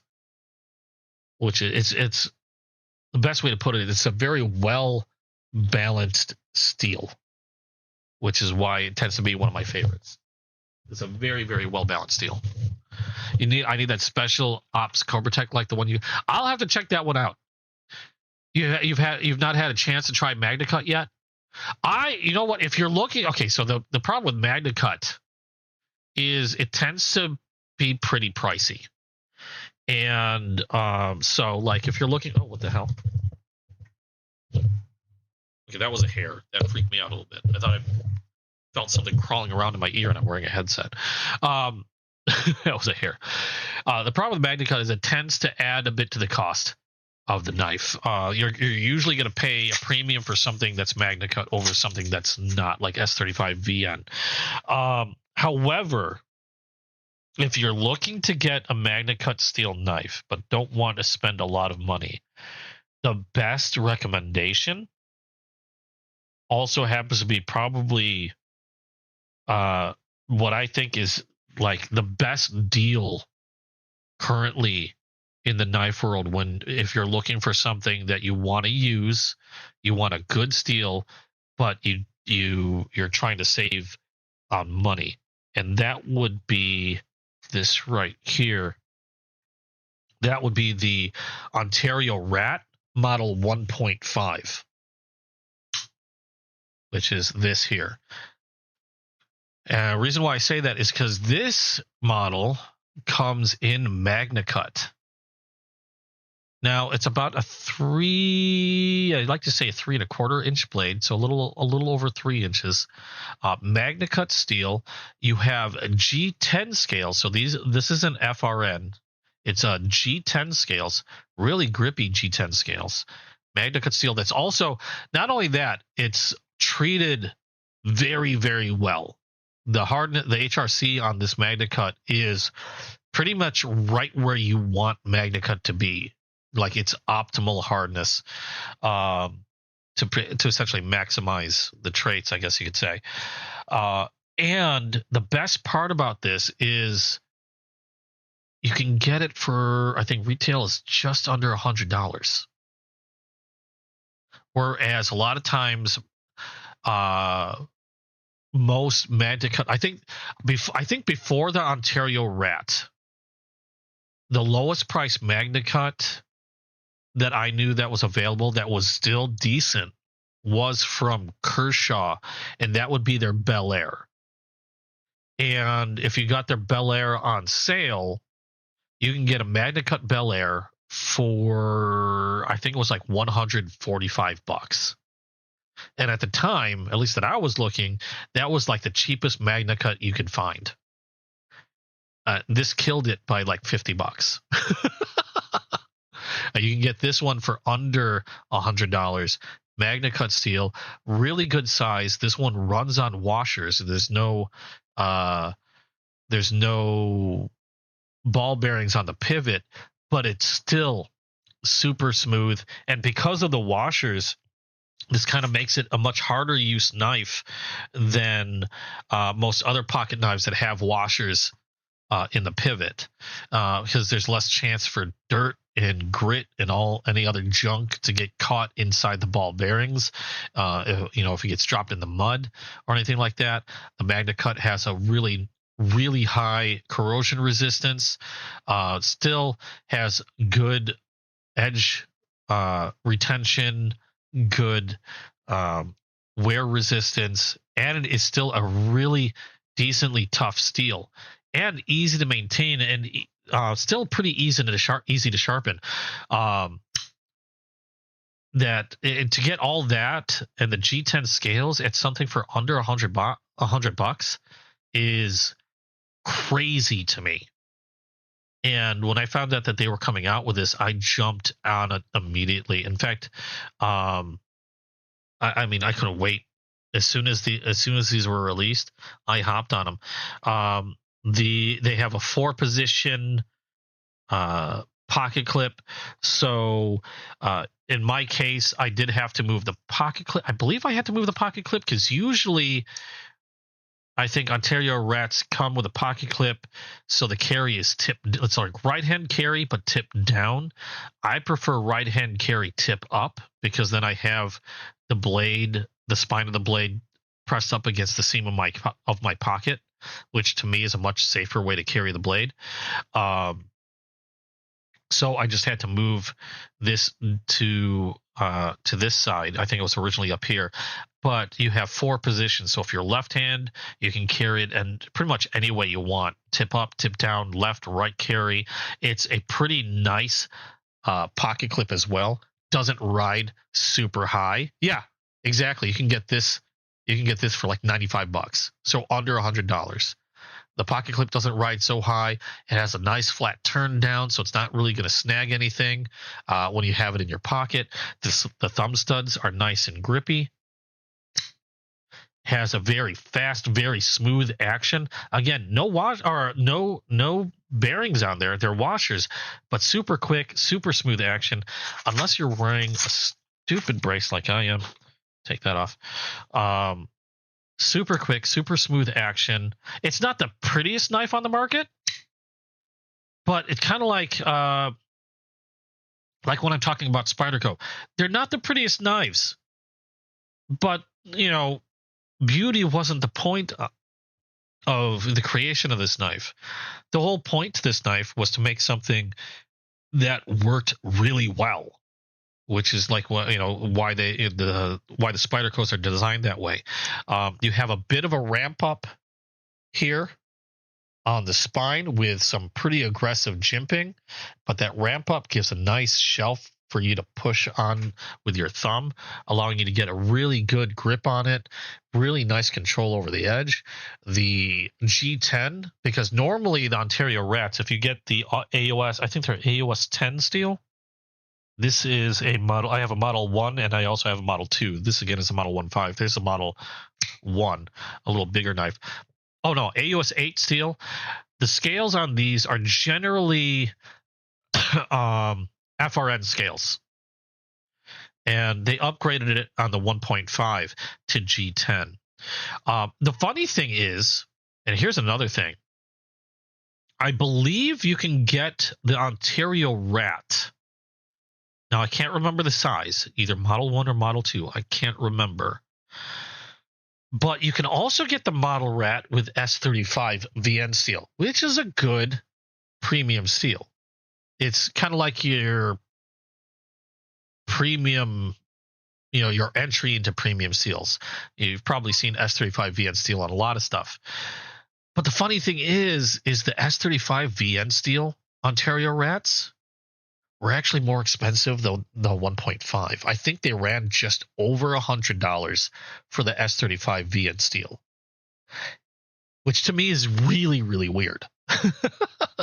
Because in my opinion, again, depends on your personal use and what you like, but in my opinion, the MagnaCut is a much better steel, a much more premium steel than S35 VN, and you're getting it at a lower cost compared to an S35 VN steel Ontario Rat, which I thought was really, really weird.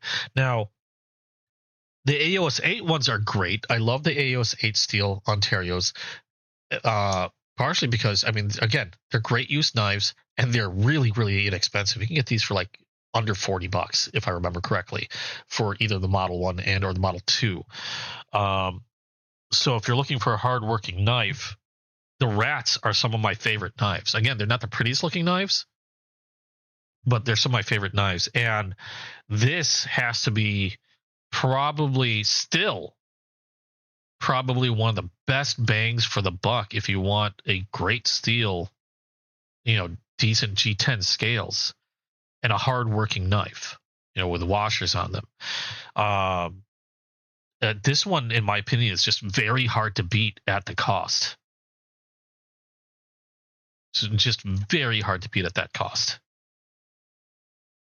Especially since now Taylor from Steel Hardness Lab, they've tested this, and the surprising thing again was the fact that not only do they have it at such a low cost, but the HRC came out as being an optimal hardness for MagnaCut. I think it was like 63, 64, something around that area, which is fan-friggin-tastic. And then when you consider how much this costs compared to, say, like, how much was this thing? This is the Sage 5. This is also in MagnaCut. And this one's got FRN scales on it. MagnaCut steel blade. Yeah, I can see my fingers are getting kind of weird. And I forgot how much this was, but I think there's like twice as much or over twice as much than the Ontario. And here while you're getting MagnaCut, you're still getting like FRN scales. You do have the compression lock, which is really, really nice.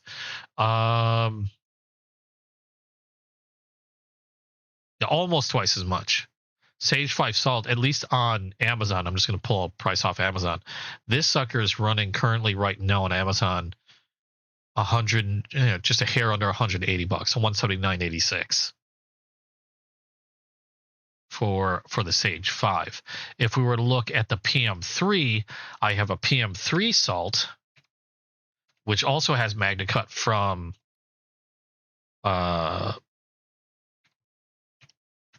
let's see here. A PM3 Salt, which is also MagnaCut, although I think that one might have G10 scales. Okay, for some odd reason, I just got a lot of versions of Salt on my screen. PM2, where's the PM3? Because I have a PM3, I don't have. Well, the PM2 is going to run you like 180 roughly, just under 180. Why is the Salt 3 not showing up on this thing? Amazon, you fail me. They have a lightweight salt for 155, but I don't know if that's MagnaCut. Oh, that is MagnaCut. Okay, so you can get a lightweight with FRN scales for 155, a PM3. The one I have,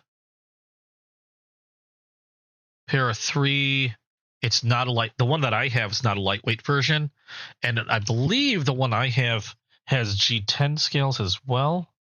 So it's kind of an upgrade. Yeah, I think these are G10 scales and not FRN. Blacked out. I believe this was over $200 for this one in particular. So yeah, you're getting a MagnaCut steel, G10 scales on an Ontario rat for under $100. That's pretty damn insane to me. So if you're looking to get something MagnaCut, but don't want to pay the price of a Spyderco, and nothing wrong with Spyderco, I freaking love Spyderco. The Ontario rat's the way to go. Specifically the 1.5, because I don't believe, or at least I haven't seen it yet anyway. I don't know if they have plans or had plans to do so. I believe the 1.5 rat is the only one that comes in MagnaCut. I don't know if they had any plans to do any of the like Ontario rat 1s or the rat 2s with MagnaCut. If they do come out with a rat 2 model in MagnaCut, that's another one I would jump on immediately, because it's smaller than the rat 1, but if you're like me, and like I said, I pay attention to the regulations in my state. It's the perfect size for a carry where I'm at, the rat 2. But if they come up with a MagnaCut version of this, I'm on it immediately. I'm totally nabbing one ASAP. And you can see the size difference between the 1 and 1.5 there. Right. Let's see if we do it this way. So a little bigger. And the scales on the 1.5 are much more aggressive than the FRN. You got some nice texturing on the FRN, but this one's much more aggressive. Really much nicer grip on this one. I can't gush enough about this knife. This is still one of my top, if not top favorite pick for price and what you get for the cost, essentially. That's always going to be on a recommendation list if you were to ask me. And that Cobra Tech I know we kind of went off on a rant or a different tangent. Let me take a look at that one. I'm pretty sure I know it was shown to me, but I see so many knives sometimes I get them mixed in my head. The special ops Cobra Tech. Let's take a look. This is the one I think. It's the one I'm thinking of. I think it has a thumb hole on it. Where is it? I think I found it. Oh wait, is the one you had? Was that? Wow. Okay, the one I'm looking at is listed at $500. Is that the same one? Okay, wait. What's on this knife? That's $500. Brushed M390 blade. Okay, titanium handle, frame block. All right. Then you loop almost a 4-inch blade, 3.75-inch blade, 5-inch titanium handle. 5.9 ounces, not the lightest one, but pretty cool looking harpoon. Thumb hole. That's titanium? Huh. Now, I'm guessing that's a retail cost, so, or if you were to get it directly from Cobra Tech. So I have a feeling, I'm made in the USA. I have a feeling that if I were to look anywhere else, I might see some money shaved off of it. To the special ops, that at least the one that I'm staring at right now on Cobra Tech's site, they're saying it's like $500.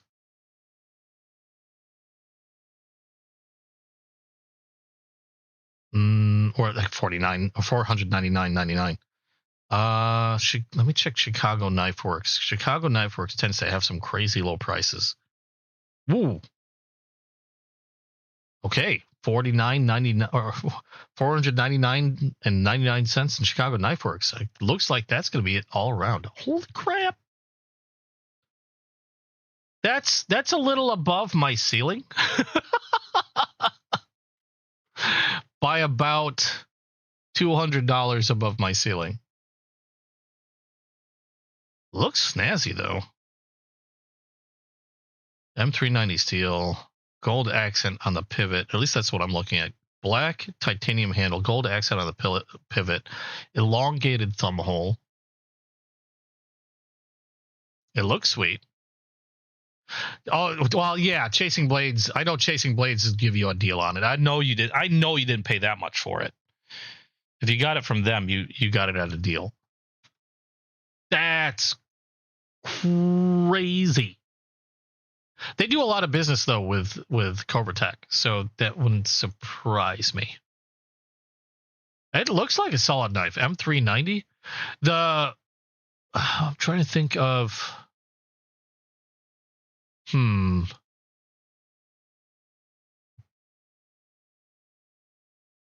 If I have anything that would be close, even close in comparison. I know I have quite a few knives that are M390 steel and titanium, but the ones I have some Remet, I have some Concept. Probably the Remet. If I have anything comparable, they would be my Remets to that one in general. Let me see here. I've getting all my stuff mixed up. Where did I put my? I'll just throw this back in the slip. Closest thing, because I have a few M390 steel blades from Remet. I might have one or two from Concept.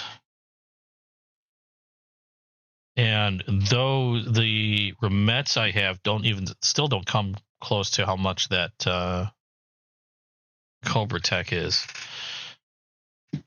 Two of my favorite blades from Remet would be the Two-Face. I believe that's M390. Yes, M390 in titanium.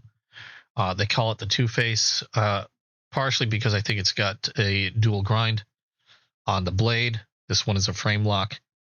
And in this case, I have it set up as a front flipper because I like front flippers. But originally it was a rear flipper. You can just move that flipper from the rear and place it up top. And that's another reason why I think they called it the Two-Face. You can see the little set screw there. It used to be back here. It used to be a rear flipper knife, but I changed it up there, partially because I liked the way the lines were when I had it as a front flipper. It just looked cleaner. I have a thing for clean lines on knives. And I didn't have to have or worry about like the rear flipper and having a like little pointy guard on this side. Again, nice sleek lines on that one. One of my favorite ones from Remet.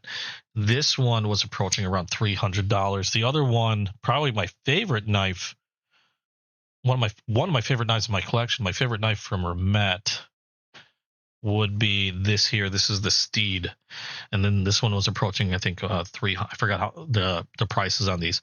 I know this one was approaching 300. They have different colors for this one. I've opted for the blue shredded carbon insert titanium scales, M390 blade. This one is also a frame lock. However, it's a button actuated frame lock. So interesting thing with Remet is here's the button here, but the button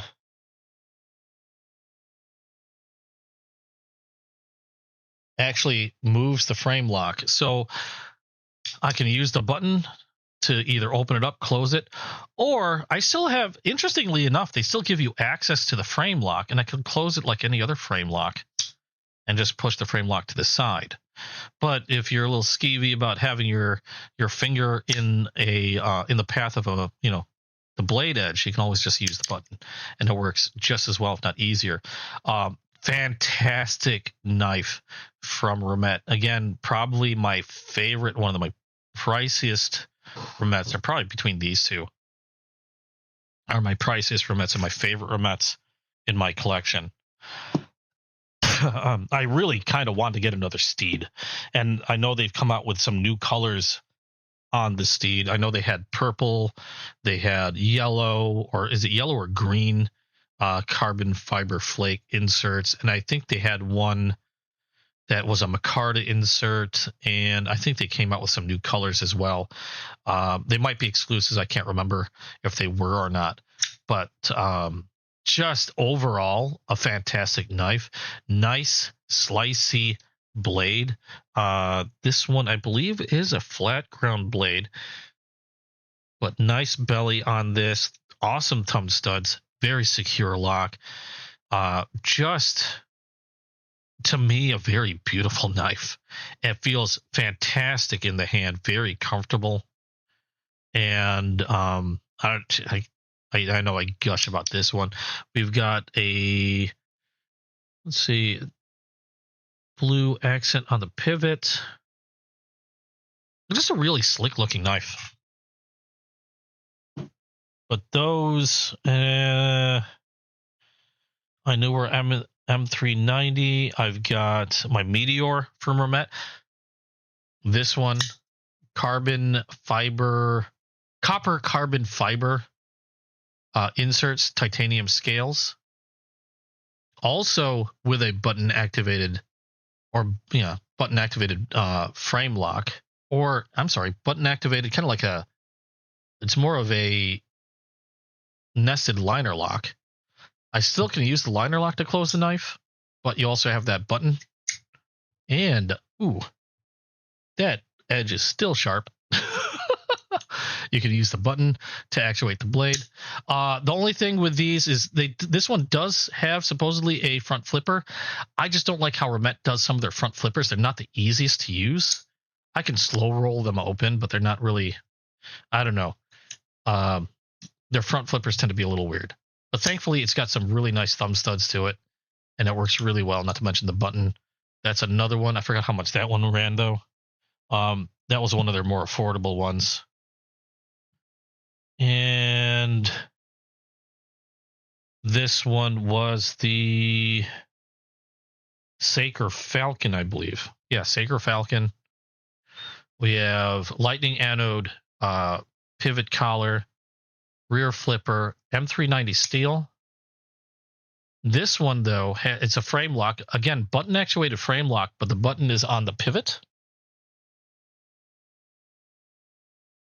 And this also has a lock, so if I flip the switch up, that locks the button, so there's no chance of accidentally, closing that. You just flip that switch down, and now I can close that using the pivot lock. Manix 2 S390V, that's what you're carrying. I am no one. Welcome to the stream. Oh, Mike never had one until you ordered it. Oh, I did not know that. He ordered it specifically for you. That's awesome. And he got you a deal on it. That's freaking fantastic. Show the blades I don't like. That's kind of tough. Mainly because with the exception of the monthly knife club, because I have no idea what I'm getting on the monthly knife club. The monthly knife club is always going to be a surprise.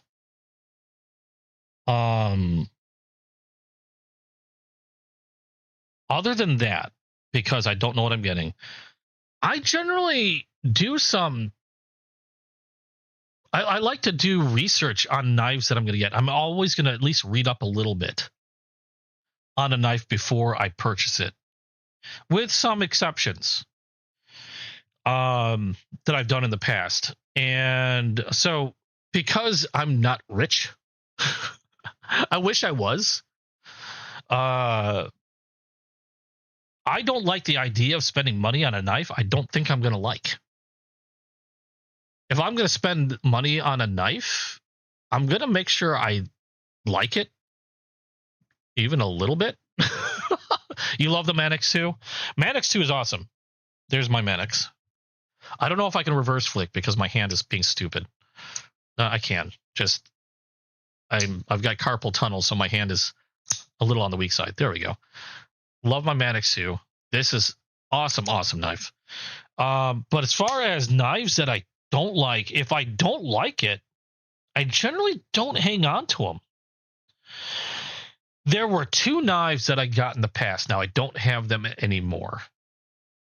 But they were knives that I got off of Amazon kind of as a curiosity, and I ended up actually selling them, and somebody actually ended up buying them. Actually, I know who bought them. I'm pretty sure it was the Morrigan. And she's somebody that some people from my video game channel would know. But they were like these liner lock blades. What were they called? They were on Amazon. They were really cheap, maybe about $20. And I got them I kind of got them as a joke. I did do a video on them. And if I remember correctly, I called the video the most dangerous knives I had in my collection. But I did get rid of them because they were literally, in my opinion, they were just dangerous knives to carry. Not for anybody else. I think they were dangerous to the owner because they had one of them. They were made by the same manufacturer. One of them had 2 blades to it. Okay. And it essentially, it was almost like somebody took two knives, okay, and stuck them together back to back. So then the blades, you had one blade that opened like this, and they were like hawkbill blades. So they had a recurve blades. No, I call them probably more like a talon or a hawkbill. So it curved this way, but the blade was at the inner edge. So you had one blade that opened that side, and then you had another blade that opened this way. So then you had 2 blades that kind of pointed outward like that. And it was like 2 separate knives that were kind of like welded together. Okay. And to be quite honest, I think the only thing they were dangerous to were probably whoever was using them. I actually refused to futz around with them without having, like, I have cut gloves that are cut resistant gloves, and those things freaked me out so much that I would wear the gloves in order to open and close them because they were sharp, but as far as quality and build, they were very questionable. They're not the best materials. Pretty cheap steel, and as far as QC was concerned, there were a lot of questions. And the other one was by the same manufacturer, but instead of 2 blades, it had 4 blades. So you had they were all liner lock blades. Again, they had that curve like talons, but you had one that opened up this way, you had one that opened up this way, so they were like stuck together. And then you had 2 more. So it's like they had 4 knives that they essentially welded together on the back. And that one was super crazy. It just, they were kind of ridiculous. I did do a video. I'm going to have to look at which video. Let me see if I can put a link up. But those knives were horrible. Those were bad. Let me see if I can find it. I know I have the video up somewhere. I know I haven't come up with a new video in a little while. I've just been doing the lives, but it's been like these last few weeks last few months actually been crazy busy. Let me see if I can find that link. Can I not search for this thing, or do I have to? Okay, here we go. My most dangerous knives. Where's the link to that? There we are. There's the video.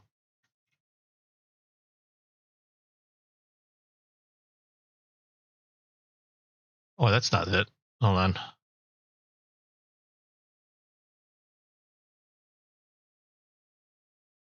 That's the wrong bit. That's the wrong. It's this one. There we go. Wait. Is that working? There we go. There's the right link. That's the right link. There's that one. If you click that link, that opens up my most dangerous knives. I wish I forgot. Yeah, you can see the cut gloves that I got. Were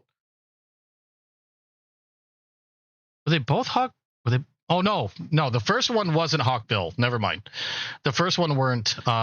It's a weird cut on the edges. It was kind of weird.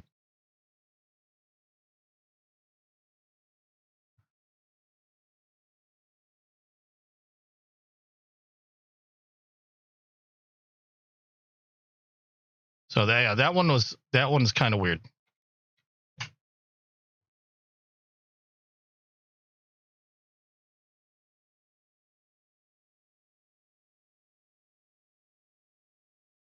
I'm like reviewing it now because it's been a while since I've seen this video.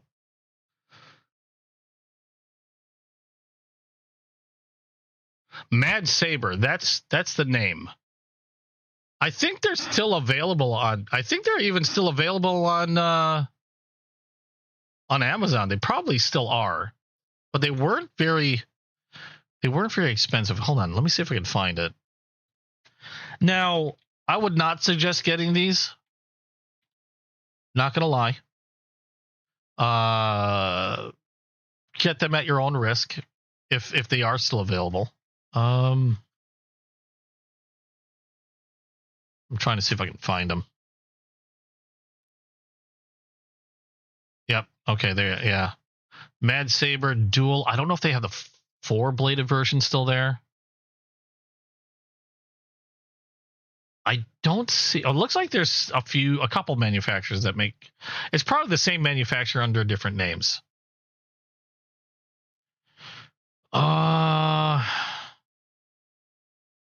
Yeah, I don't see the 4-bladed one, which is probably good because that one was horrible. So far, I only see the 2-bladed one.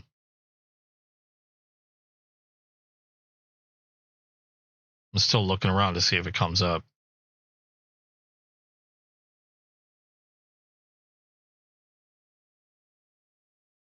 Nope. Don't see it. Okay, so it doesn't appear like they have the 4-bladed version anymore. I'm only seeing the 2-bladed version, and that's running about like $15. But those they're not very well made. They're kind of ridiculous. The materials, I'm going to tell you right now. I mean, it's like I said, it's $15. I mean, you can't really expect much for $15. But that one, those knives are probably the only knives I've ever had in my possession that I've really, really hated. They were just bad.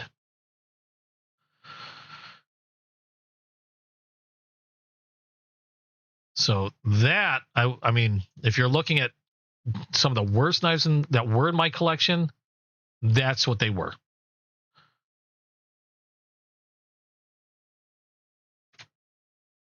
Now, anything that I currently have in my collection, I can't think of any knives that I really, really dislike that are currently in my collection now.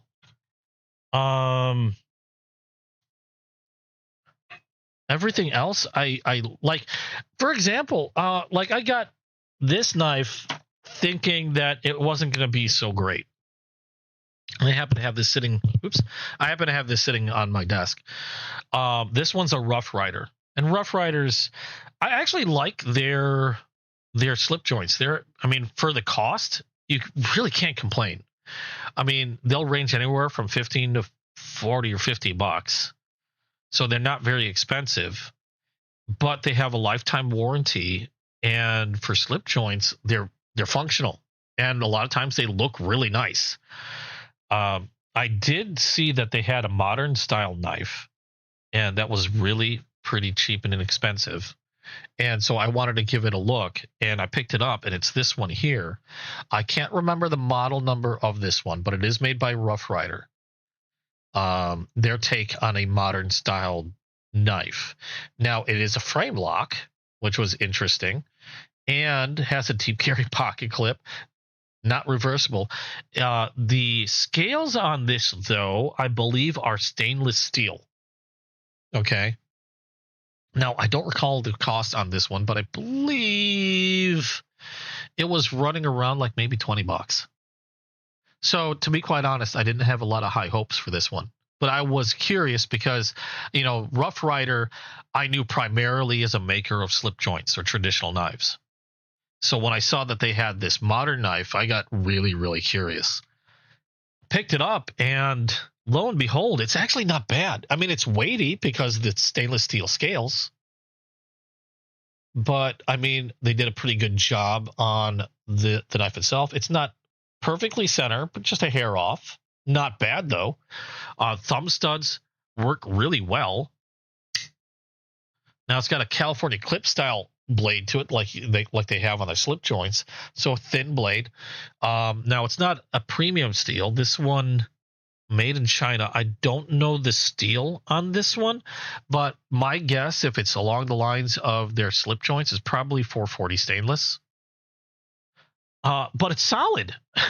Like, it's got no movement on the blade. It's a frame lock, like a lot of premium knives tend to be, and it's a solid frame lock. Now, because the frame itself is stainless steel, I don't even think they have a steel insert on the frame lock. I'm trying to see if they do. It doesn't appear that they do, but when the entire frame is stainless steel, then I guess you don't need one. I don't know. But smooth operation, and it actually feels pretty good in the hand. Not gonna lie. Got some jimping on the back here. Yeah, sure. So it not premium materials, but I was actually really surprised. I was very surprised by this knife. Now, it would be nice if it did have maybe a better steel for the blade. Like I said, I'm guessing it's like 440, some type of 440 steel. But even that was one of the few that I've gotten that, like, I didn't really do a whole lot of research on. I was just more of a curiosity. So I don't have too many really that I dislike. Even some freebies. This one was a freebie that I got. This one I got from... Who did I get this from? I can't remember. It's a simple slip joint knife, single blade. I got it from somebody on Whatnot as a giveaway. I'd like to say I got it from RL Simp. In fact, I got two of these. Because I got two giveaways, and then this one was very similar. This one's just another... They have religious sayings on it. But yeah, this one I didn't even take out of the box. Otherwise, similar knife. I believe Frost Cutlery makes these. Yeah, these are made by Frost Cutlery. Very inexpensive knives. Obviously, I got these for free since they were giveaways. But these are really sharp. They have a good snap. I can't imagine these steels being anything remotely like better than, like, say, another 440 stainless, if that. But they are hair shaving sharp, really easy to strop and maintain. They have great walk and talk. I mean, great snap to these guys. I like these as well. I keep this one on my desk. I never took the other one out of the box until now. Still had the plastic on it. So I never even opened this one up. This one's centered pretty okay. not perfectly centered. Nice snap on this as well. Feels sharp out of the box. Could probably do with a stropping. Not as sharp as, well, this one I've used. This one I've stropped. This one, so that one's got a razor edge to it. This one, not as sharp, but I bet if I stropped it, this would take me a couple minutes and I could get this just as sharp, if not sharper than this thing right down here. But also, that was also a giveaway. Just different. I mean, same knife, essentially, just different religious saying on it. I'm not a particularly religious guy, but I'm not going to turn down a knife. So yeah, I generally don't pick up anything that I'm not going to like. It's just too much money to just, why spend on something that you're not going to want afterwards? I mean, again, I did make some exceptions. I probably will still make some exceptions again in the future, because I kind of want to do another video just to see some random knives on Amazon. And I might, not now, I don't know, it depends, because I've got surgery coming up and surgery is going to be really expensive. So it might not be a while. But one of the things that I wanted to do was like pick some random knives up from Amazon just to see how they work. Because a lot of people, I've had some people recommend some cheap knives on Amazon. Like, let me give some examples, because I can't remember some of the knives off the top of my head. But I think I'm trying to remember names here. There was the Styvian knives was one that some people had mentioned I should take a look at. And Styvian knives will kind of range different price points. I've seen Styvian knives go from like $20 all the way up to like over $100, depending on the materials. But I don't know too many people that go about, or I don't know too many people that have gone out of their way to collect a Styvian knife. I haven't heard too much on them. The range is really weird, and also the costs are kind of strange too, because like, for example, I'm looking at something that supposedly has titanium, also M390 steel, which is a premium steel that a lot of premium manufacturers like to use, but they usually run, I mean, knives with that type of stuff in them, M390, titanium, carbon fiber, stuff like that, you're usually looking along the lines of like, $200, $250, $300, along those lines. I mean, again, I showed an example earlier, the Steed. I mean, this was, I forgot how much the Steed was, but I think retail is over $300, but I think I forgot how much I paid. I got that one on Whatnot. It's got titanium scales. It's got carbon fiber flake inserts, M390 steel. And what was the cost on this one? I have to relook. Of course, I get a general website, so I don't. It'd be nice if I got the exact knife on screen. Let's see here. $275. That's okay, yeah, $275. I'm sorry. $275 is Ramet's price for this particular knife. Okay. But with Styvian, I'm seeing, you take titanium, carbon fiber, M390 steel, and it's going for $99. So I'm curious, but I'm still I'm not gonna spend $99 on something that I'm unsure about. I'm probably gonna do a little bit more research before I just drop $100 on a knife that I don't know anything about. But they have a really large range of prices and knives. I think my concern with something like the Stivian is what's the heat treatment going to be like on that blade. You know, you got M390 steel, sure. You got titanium, sure. But is the heat treat going to be good? I know Rametz is pretty decent. I know there's a lot of manufacturers that I've got that, you know, I pay attention to stuff like that. And because if the heat treat's not there, it doesn't matter what kind of steel you have on that knife.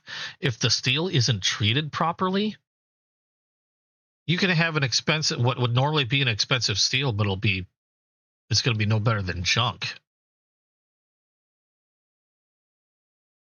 So that's why I tend to pay attention to that stuff.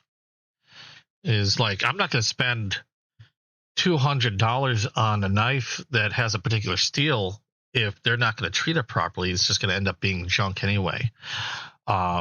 I buy a knife because, I mean, yeah, there are certain aesthetic things that I like, but I want to know that it can also perform, you know, that'll actually perform according to the materials and manufacturer and the price. I expect something that has, you know, M390 to, you know, to be hardened optimally to where it's, you know, it should perform as, you know, as best as that steel can.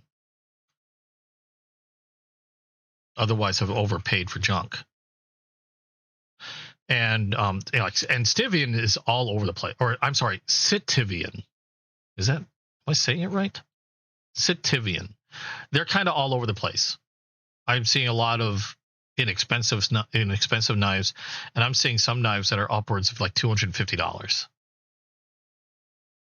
Yet I'm seeing some knives that have titanium M390 for $100. So yeah, I have no idea. I'd love to hear more from Steel Hardness Labs or steelhardnesslab.com to see if, I don't know if he's tested any of these. Let me take a look.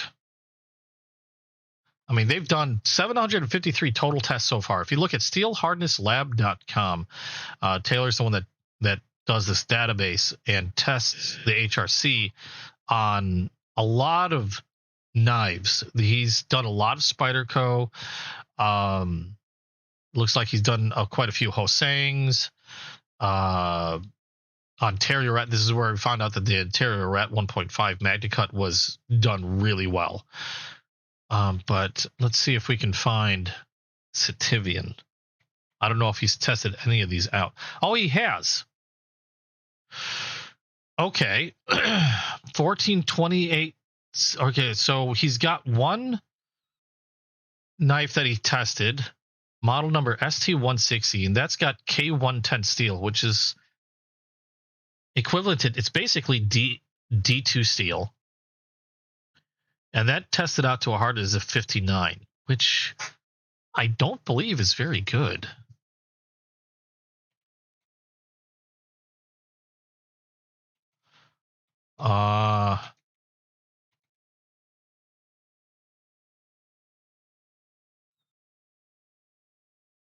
Why did that open up?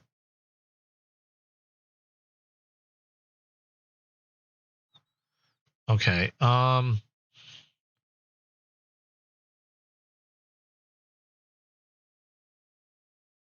Or maybe it is. I thought it was on the low side, but I guess it depends on the application, but let's see.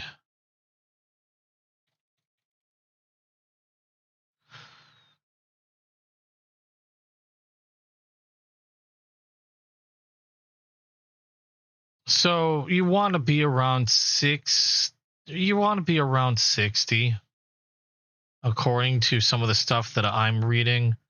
Anything below 58, you're going to start losing edge retention on D2 steel. So it sounds like you want to be between 58 to 62 roughly. And what did Taylor's? Okay, 59. So towards the lower end, I'd like to see something along the lines of 60, 61. But I guess that's okay on that Citivian. They also have another one that the model number ST155, and that one has 14C28 end steel. And then that one tested out at 54.8. And I used to know this off the top of my head, but I can't remember what the optimal hardness or HRC for 14C28N was. These are the type of rabbit holes I tend to fall down. 56 to 60, at least according to this search, is what they're saying is what you want to be around. I'd probably shoot for higher. I would say probably around 59 is where you'd want to be for 14C28N. Like 58 to 60. And their 14C28N tested out pretty low at 54.8, which is for 14C28N can't be very good, I don't believe. So I think that's where you might run into problems with the Citivian knives. Is I don't know, their HRC, the treatment of their steel could be all over the place as well. Again, I don't have any of them to speak of from experience. I don't have any of the testing capability that Steel Hardness Lab has. So I'm just going by what information they had on Steel Hardness Lab and what I can find in regards to what optimal would be for that particular steel. And they only have those two tests. So I would have to see a bigger sampling. But it looks like it can kind of go up and down just from those two tests alone. So if I were to take a look at one of these in the future, I'd probably check out one of their lesser expensive things and just see how they are in terms of fit and finish. That's another thing I'd want to take a look at. But Citivian, there was another one. What's the other manufacturer? That I'd like to take a look at some point. Again, I don't want to make a hobby of getting knives that I'm unsure about, but you do get curious. Citivian was one. There's another one that started with the letter F, but I can't quite remember the name. Where was it? I'm looking through Amazon again.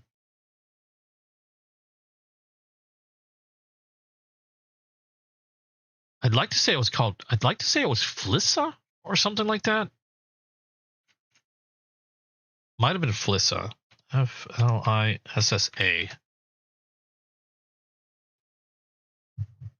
Okay, yeah, that's the other one that some other people have mentioned were Flissa knives. And I don't know of anywhere else to get these knives other than Amazon. Flissa knives tend to be really, really inexpensive. I don't know too much about them. That's another one that some people have been mentioning.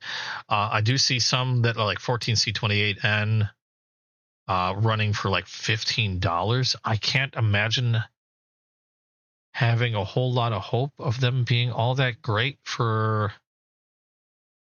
that cost in steel, because these are extremely inexpensive. I might have to take a look at one or two of them just to see. I don't know if did Steel Hardness Lab test any of these.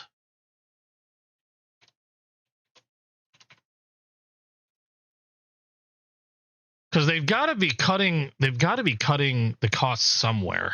Oh yeah, okay, they did test them, or they tested 3 of them, and the 3 models they have, the HRC is pretty low, meaning they're not anywhere near the optimal HRC range. So in terms of, you know, how well they'll hold up, I wouldn't have much hope that they'd be able to perform the way they should. Well, their D2 steel was low. Their 14C28N steel was low on the testing, and they have a 5CR 15 MOV. That one I can't say much about, but I'm assuming that's going to be pretty low too. Seeing as everything else appears to be pretty low. 15CR15.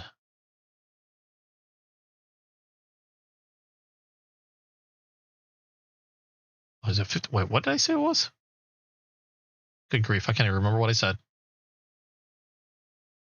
No, 5CR15. Good grief. 5CR15. I can't type to save my life.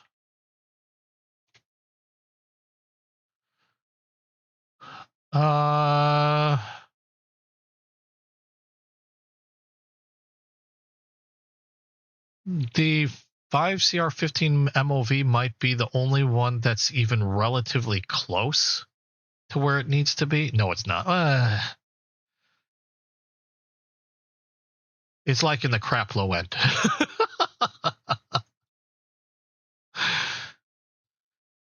Really soft steel. So yeah, that's probably why Flissa comes up as being very inexpensive, is because they're saving a lot of costs on the treatment of the knives. So that's probably why you're not seeing knives from Flissa being much more than $20-$30 at like the most expensive. I still might take a look at them anyway, but like I said, I'm just not into really spending money on knives, even a little bit, on something that I know I'm not going to like. So we'll see how things go on down the line. Again, I have got a surgery I've got to deal with, so I've got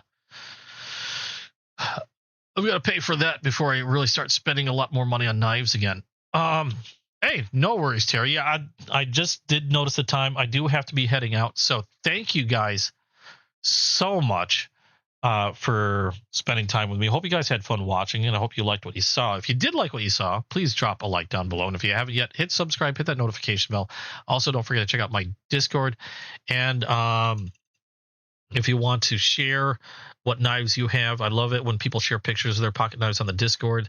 I get to see and learn about new stuff that I might have not known before. I'm always learning on this channel. And I am so thankful for all the support you guys have given me, and hope to continue doing this into the far future. Unfortunately, I am out of time for tonight. So what we're going to do, I know Crow's Blades is usually on. Let me see if Crow's Blades is on, and we will go ahead and raid into him. Let me see if he's actually streaming today. So if you'll just give me just a moment. Let's see here. As the crow flies. Yes. And there's Ron Crow. Let's go ahead and say hi to Ron Crow. We're going to spread some love to him. But thank you guys so much again for being here. Everybody watching, everybody in chat, everybody just lurking about. Hope you enjoyed. And hopefully I'll have some new videos out soon. I know it's been really busy, and I know with the surgery it's going to be kind of stupid, slow. I don't know how this is going to go, but hopefully soon. But thanks again, and hope to see you guys in the next video. Let Ron Crow know that I sent you, and we're going to hop off to him right away. But thanks again, and bye!